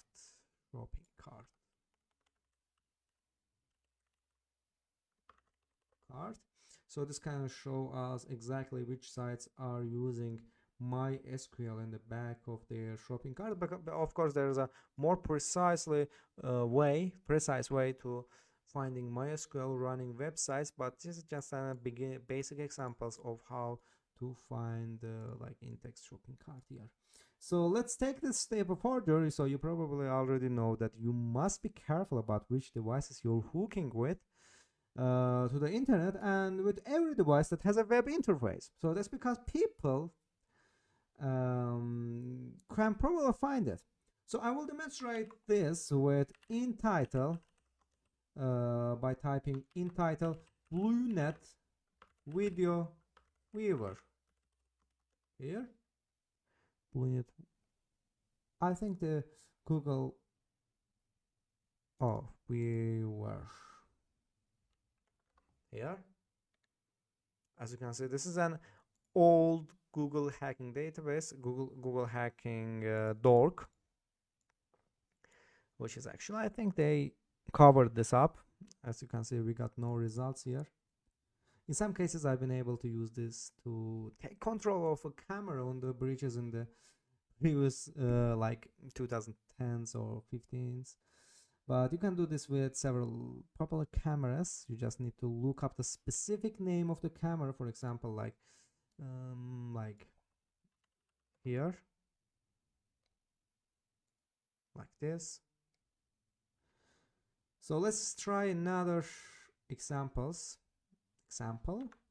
quest image.html. Here, this is another old, actually it's not an old 2020, this is an exploit database. You can see this is as well Google Dork here. Let's see what we got here. This is some strange URL. Let's look at this. Okay.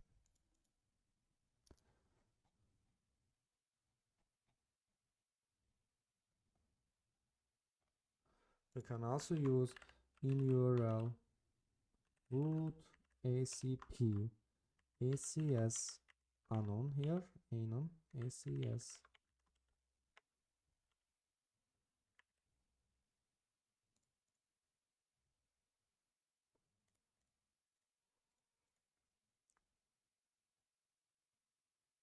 here.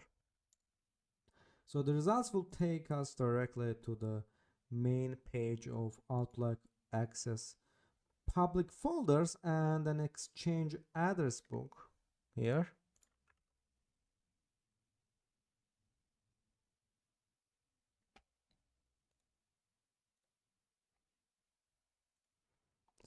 Some of these websites are actually slow. Here, as you can see here.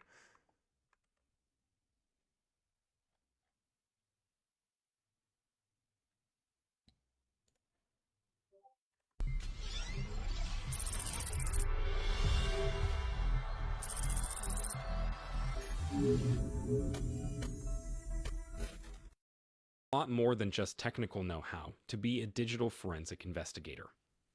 There's a lot of research, processes, and analytics that also go into the case itself. Consider a scenario where you need to build a house. Sure, we need wood, nails, cement, metal, glass, and all the other raw materials, and we also require the skilled laborers and contractors to construct the structure and piece it together. Apart from the materials, tools, and resources, we would have also done our research to ensure that we understood what is needed for this to be a successful project. For instance, we would have had to obtain permits to build, performed a soil analysis, considered the weather, and then chosen the types of materials based on the weather, location, soil type, and so on. It goes without saying that there must be an understanding of fundamental concepts in the field in order to efficiently carry out the task. In the same way, we need to have an understanding of the file systems, operating systems, data types, and locations, as well as a thorough understanding of the methods and procedures for preserving data, storage media, and general evidence. In this lecture, we will learn about the following topics. Asterisk the history of storage media. Asterisk file systems and operating systems. Asterisk what about the data? Asterisk data volatility. Asterisk the paging file and its importance in digital forensics. The history of storage media. The end result of any investigation is to prove whether something exists or took place. In laptops, desktops, mobile devices, and smart devices, data has to be stored somewhere, even if it's just temporarily. Most of us may be familiar with hard disk drives within laptops, desktops, mobile devices, and so on, but we also need to focus on removable and portable storage devices. These include DVDs, portable drives, thumb or flash drives (ST), and microSD cards, older media such as CDs and floppy disks, and countless more. We should also consider that many portable flash drives come in many interesting shapes and sizes as novelty items and may not take the usual shape of the ordinary rectangular-shaped drive. Another issue to consider is that many of these storage media devices have changed in size over the years and may be smaller in size, usually as a result of evolving technology. Cloud storage has also cemented its place as a common and cost-effective solution, with many companies offering free cloud storage solutions between 2 gigabytes and 15 gigabytes to the average user, with the option to pay for more storage. Although not a new concept, cloud storage is here to stay, and with it also comes some challenges to data recovery and forensics, as we do not have access to the physical storage servers. Fortunately, many cloud storage providers, such as Google, Dropbox, and Microsoft, offer a service of temporarily holding deleted files in the event that they were mistakenly deleted or need to be recovered. IBM and the history of storage media. There can never be a story, journal, book, or even discussion on the history of hard drives and storage media without mentioning 3 letters: IBM. We're all familiar with this well-known tech giant, but we might not all be familiar with some of its great achievements. International Business Machines, IBM, as we know it, has been around for quite some time. Known as the Computing Tabulating Recording Company, CTR, back in the early 1900s, IBM is better known for building the very first hard disk drive, the first PC, its servers, desktops, and laptops. Between the years 1956 and 1957, IBM made major inroads with the development and release of the 305 Random Access Method of Accounting and Control, RAMAC, which utilized the first disk storage technology. This revolutionary technology weighed in at approximately 1 ton and was roughly 16 square feet in size. The disk space capacity of this behemoth, however, was only 5 megabytes, yes, I said megabytes, in size. Although 5 megabytes by today's standard is roughly the size of a high-definition photo taken with a mobile device, all things considered, this really was a monumental achievement for its time.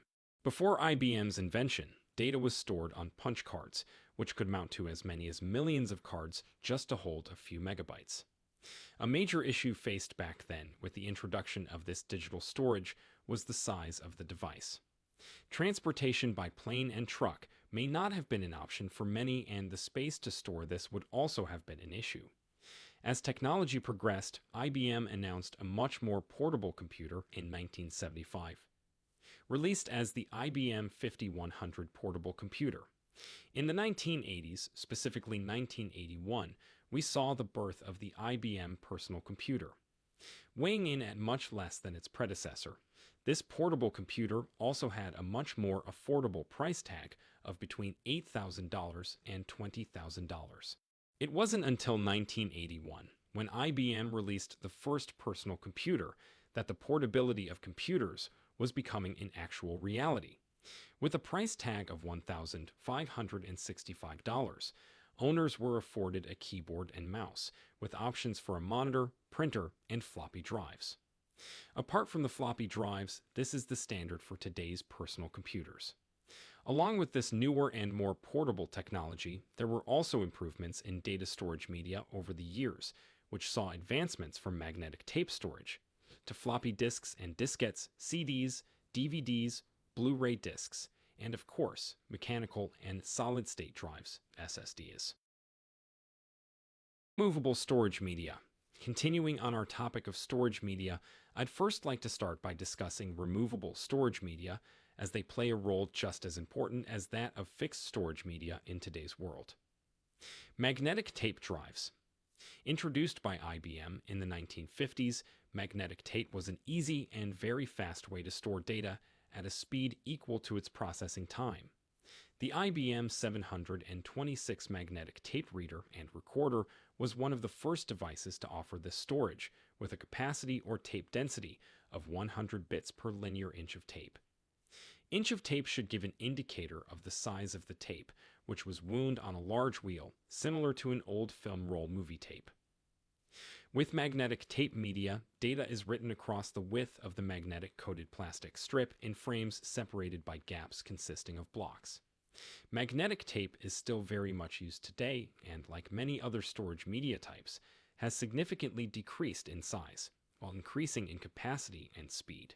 To give an idea of how far magnetic tape storage has come, in 2017, IBM developed newer tape storage media with a tape density of 200 GePs per inch on a single cartridge, which can hold up to 333 gigabytes of data. These cartridges, for older folks like myself, are the size of a cassette tape, or, for the younger ones, not much smaller than the average smartphone, which fits in your hand. As of 2019, Fujifilm released the Fujifilm Linear Tape Open. Ultrium 8, L208, magnetic tape cartridge with a native capacity of 12 terabytes and a data rate of 360 maps. 30 TB of compressed data can fit on this single 12 TB cartridge.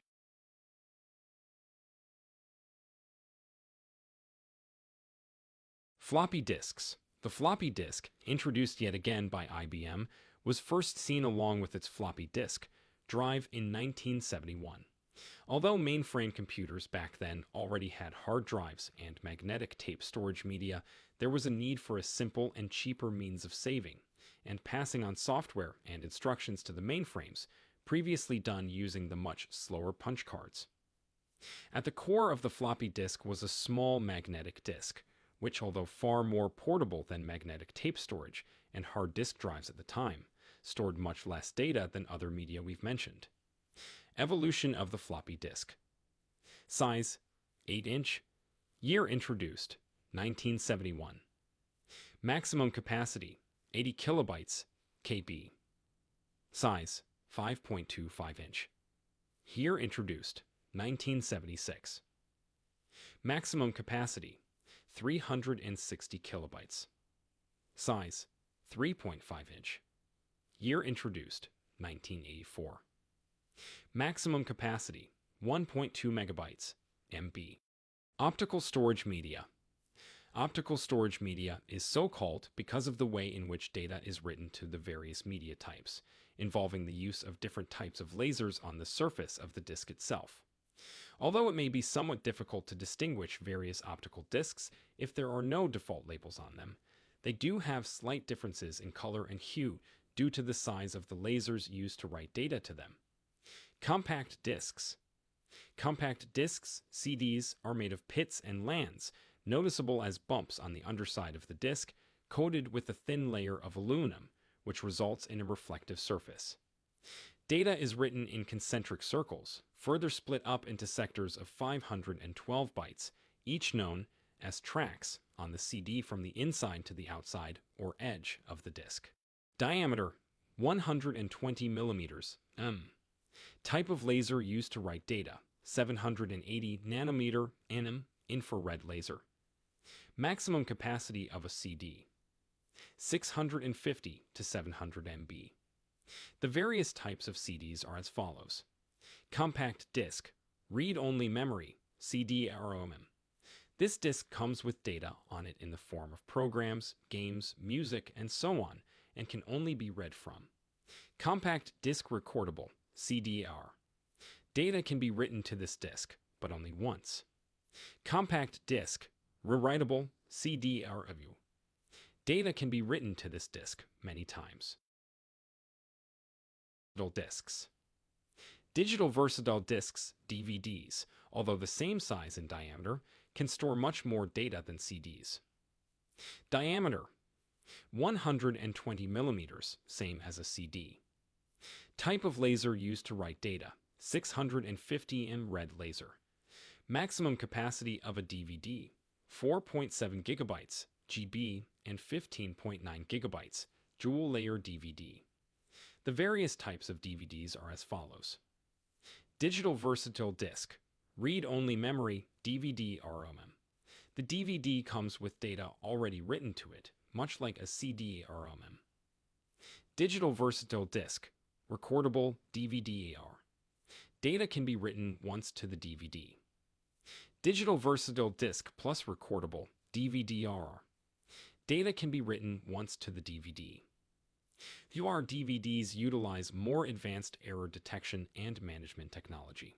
Digital versatile disc, rewritable, DVD-RW. Data can be written to the DVD several times. The DVD-RW disc differs from the DVD-RW disc in that the DVD-RW disc may be written to a bit faster and may also be compatible with a larger variety of DVD players. Digital versatile disc, recordable dual-layer, DVD-RDL. The DVD contains dual layers resulting in higher storage capacities of between 7.95 gigabytes on a DVD-9 disc and 15.9 gigabytes on a DVD-18 disc. Digital versatile disc, recordable dual layer, DVD-RDL. Same as the DVD-RDL, but has been argued as having a more efficient format, resulting in fewer errors. Digital versatile disc, random access memory, DVD-RAM. Mainly used in video recording equipment due to its resiliency, lasting up to 2 decades, and the ability to rewrite data onto it. This disc is more expensive than other DVD formats, and is also not compatible with many common DVD drives and players. Blu-ray disc. The current standard for removable disc media, the Blu-ray disc, gets its name from the color of the laser used to read from and write to the disc. Due to the high-capacity storage of Blu-ray discs, high-definition, HD, content can easily be stored on Blu-ray discs, without a loss in quality. Diameter, 120 millimeters, same as a CD and DVD. Type of laser used to write data, 405 blue laser. Maximum capacity of a DVD, 27 gigabytes and 50 gigabytes, double-layer Blu-ray. The Blu-ray disc BD, often known simply as Blu-ray, is a digital optical disc storage format. It is designed to supersede the DVD format and capable of storing several hours of high-definition video, HDTV 720 and 1080p. The main application of Blu-ray is as a medium for video material such as feature films and for the physical distribution of video games for the PlayStation 3, PlayStation 4, PlayStation 5, Xbox One, and Xbox Series X. The name Blu-ray refers to the blue laser, which is actually a violet laser used to read the disc, which allows information to be stored at a greater density than is possible with the longer wavelength red laser used for DVDs. The polycarbonate disc is 120 millimeters, 4.7 in diameter, and 1.2 millimeters, 0.047 thick, the same size as DVDs and CDs. Conventional or pre-BDXL Blu-ray discs contain 25 gigabytes per layer, with dual-layer discs, 50 gigabytes, being the industry standard for feature-length video discs. Triple-layer discs, 100 gigabytes, and quadruple-layer discs, 128 gigabytes, are available for BDXL rewriter drives. High-definition HD video may be stored on Blu-ray discs with up to 1920 x 1080 pixel resolution at 24 progressive or 50/60 interlaced frames per second. DVD video discs were limited to a maximum resolution of 480 NTSC 720 x 480 pixels or 576 lines, CCIR 625/50 720 x 576 pixels, commonly used with PAL. Besides these hardware specifications, Blu-ray is associated with a set of multimedia formats. The BD format was developed by the Blu-ray Disc Association, a group representing makers of consumer electronics, computer hardware, and motion pictures. Sony unveiled the first Blu-ray disc prototypes in October 2000, and the first prototype player was released in Japan in April 2003. Afterward, it continued to be developed until its official worldwide release on June 20, 2006. Beginning the high-definition optical disc format war, where Blu-ray disc competed with the HD DVD format. Toshiba, the main company supporting HD DVD, conceded in February 2008 and later released its own Blu-ray disc player in late 2009. According to media research, high-definition software sales in the United States were slower in the first 2 years than DVD software sales. Blu-ray faces competition from video on demand, VOD, and the continued sale of DVDs. In January 2016, 44% of U.S. broadband households had a Blu-ray player. For playback of 4K content, the BDA introduced a variant of Blu-ray called Ultra HD Blu-ray. Flash memory is so named because the data is written to and erased from using electrical charges. You may have perhaps heard someone say that they had to flash their mobile device. This is quite similar to erasing flash storage media on smartphones and smart devices, except devices with operating systems such as Android and iOS require a much more extensive procedure for flashing and reinstalling their operating systems. The end result, however, is very much the same in that the memory and storage areas are reset or wiped. Flash storage chips come in two types, known as NAND and NOR flash memory, and are responsible for high-speed and high-capacity storage of data on flash storage media. They are newer types of electrically erasable programmable read-only memory, EEPROM chips, and instead can wipe blocks of data or the entire drive, rather than just one byte at a time, as with the slower EEPROM. This type of flash memory chip is non-volatile, meaning the data is still stored on the chip even after power to the chip is lost. Data is erased when specific instructions are sent to the chip in the form of electrical signals via a method known as in-circuit writing, which alters the data accordingly. A flash drive with the NAND chip exposed. Flash media storage has so far become the ultimate in portability, with many types ranging from the size of your thumb to the size of the nail on your little finger. The lifespan of flash storage all depends on the usage, as they all have an average read-write usage, sometimes displayed on the packaging of the device. The read-write speeds are also some of the fastest at this point, which is why hard disk drives have moved away from the traditional mechanical disk mechanism to a solid-state one. SSDs will be discussed further later in this lectures. Important note: with flash storage media capacities ranging from 2 GB to 256 GB, particularly on SD, microSD, and flash drives, these can now act as very fast removable drives with operating systems installed on them, and can even be partitioned using various tools. Yes, indeed, Kali Linux most certainly can be installed onto a flash drive, SD, or microSD card, and be made bootable with as little as 8 GB of storage space. USB flash drives. The Universal Serial Bus, USB port, or interface, released in 1995, has become the standard for all devices, replacing older devices that would have been connected to specific parallel ports on a computer. It's quite common to see almost any device or peripherals connected to a computer via a USB connection, including mice, keyboards, flash drives, printers, scanners, cameras, mobile devices, and just about every other device. The evolution of the USB port is shown. The evolution of the USB port is shown here. USB flash drives come in all shapes and sizes today, from the standard rectangular to any shape imaginable. USB flash drives use NAND EEPROM chips to store their data, and today are available in various versions that define the read/write speeds of the flash drive. The following photo shows various flash drives ranging from the oldest to the newest, left to right. The first drive is a USB 2.1 drive. The middle is a 32 GB USB 3.0 drive, and the last, right side, is a significantly smaller 64 GB USB 3.2 drive here.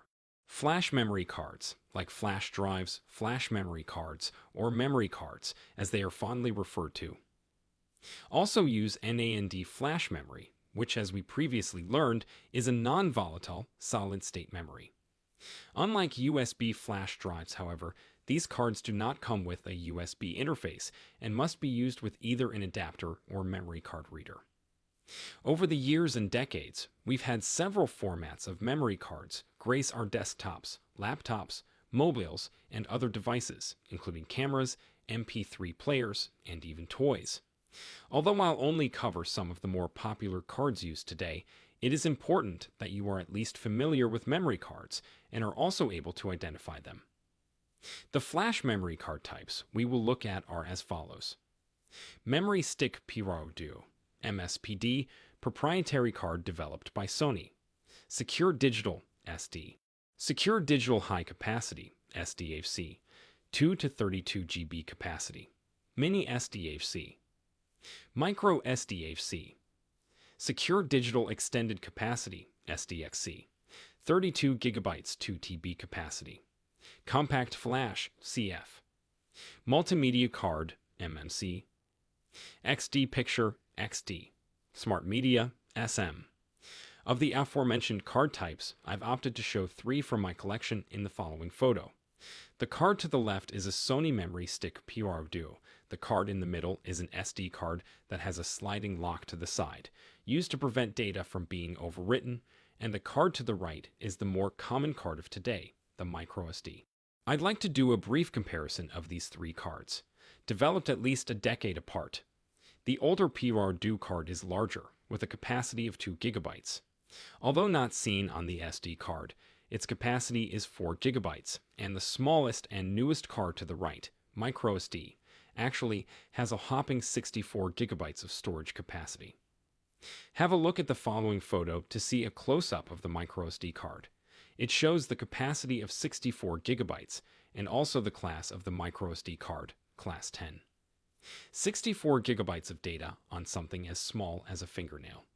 Still, microSD cards are being developed with even larger capacities of 128 GB and even 256 GB. The various classes of microSD cards identify their read/write speeds and suggested uses.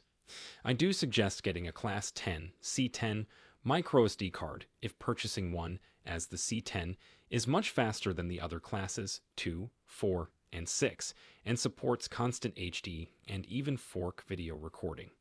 Classes 2, 4, 6, and 10 support speeds of up to 2 Mbps, 4 Mbps, 6 Mbps, and 10 Mbps, respectively, and are known as SD speed class. Class 1 and Class 3 are known as the UHS speed class and support speeds of up to 10 Mbps and 30 Mbps, respectively. The newer video speed class, which is recommended for HD video in 4K and 8K, supports much faster speeds. The V10, V30, V60, and V90 cards support speeds of up to 10 Mbps, 30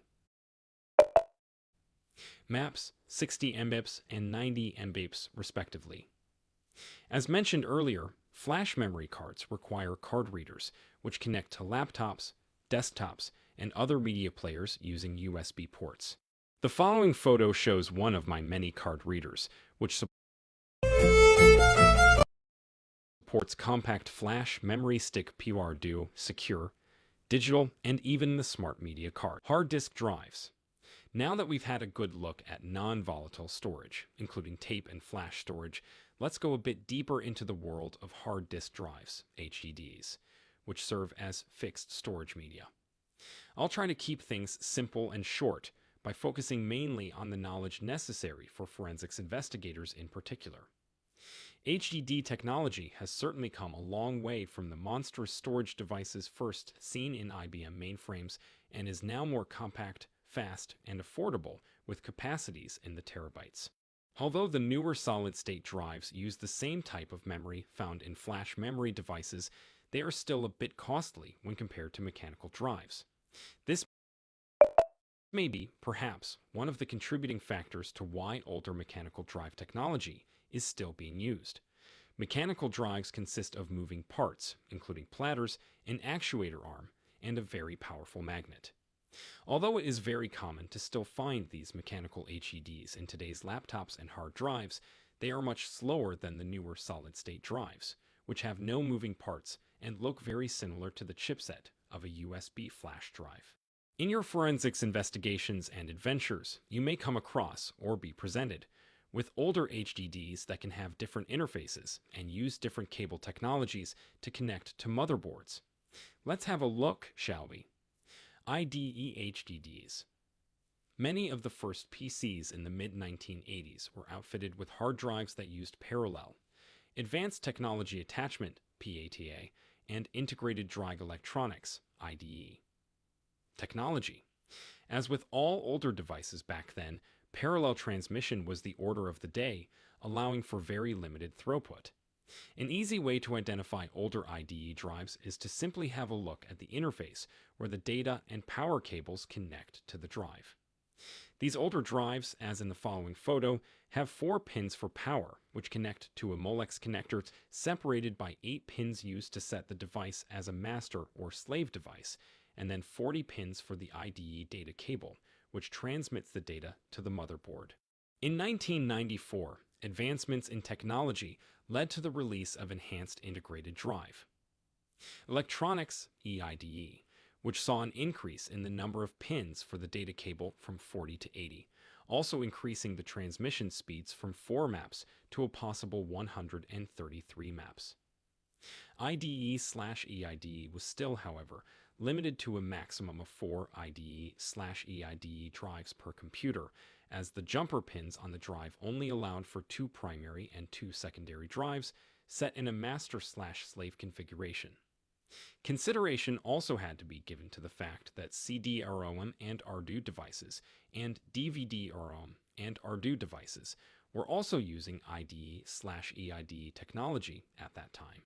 SATA HDDs. In 2002, Seagate released an HDD technology called Serial Advanced Technology. Attachment, SATA, which used serial transmission instead of slower parallel transmission. While PATA drives speeds of 3366/133 maps, SATA boasts speeds of 153/600 maps. This meant that the lowest SATA transmission speed of 150 maps was faster than the highest PATA speed of 133 maps. The connector interfaces of the SATA drives were also different, but it was common at the time to see SATA drives with connectors for both SATA and PATA power cables for backward compatibility. SATA data cables are much thinner than PATA cables, as they only contain 7 wires connecting to 7 pins. SATA devices use 1 cable per drive, unlike PATA devices, which connect 2 drives on one IDE/EIDE cable connected in a master/slave configuration.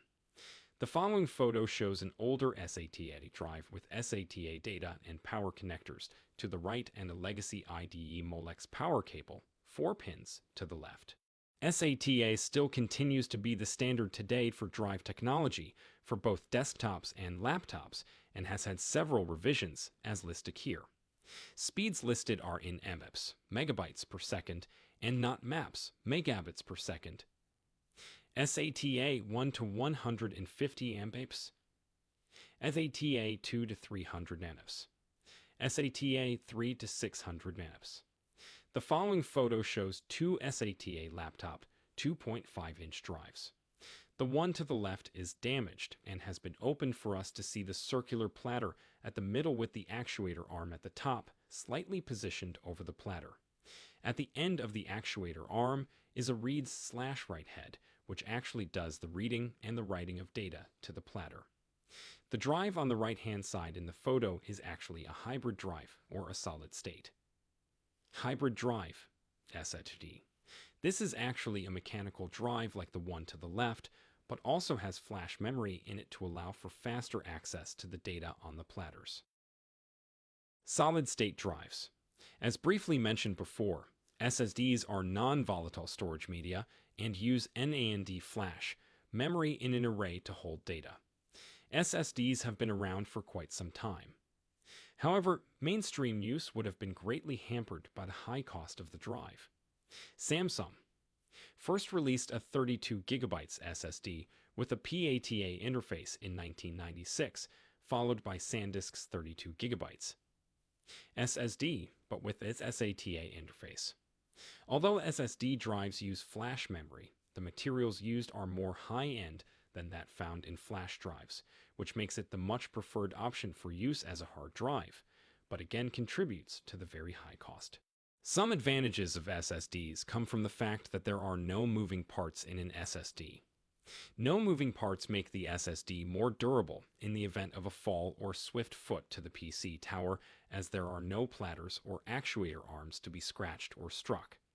Also, the faster read/write speeds and access times greatly reduce the time taken for the device to boot or start, and even gives an enhanced experience when using resource-intensive software and games.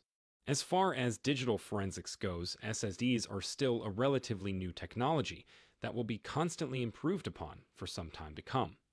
It's important to remember that you are not dealing with a mechanical drive, and that data on an SSD, much like a flash drive or memory card, can be lost or wiped within minutes or even seconds. Although traditional tools can be used to image and recover data from SSDs, I strongly suggest researching any SSD drive before performing any forensic activities to get a better understanding of its workings and complexities, such as DIT shipping and wear leveling algorithms.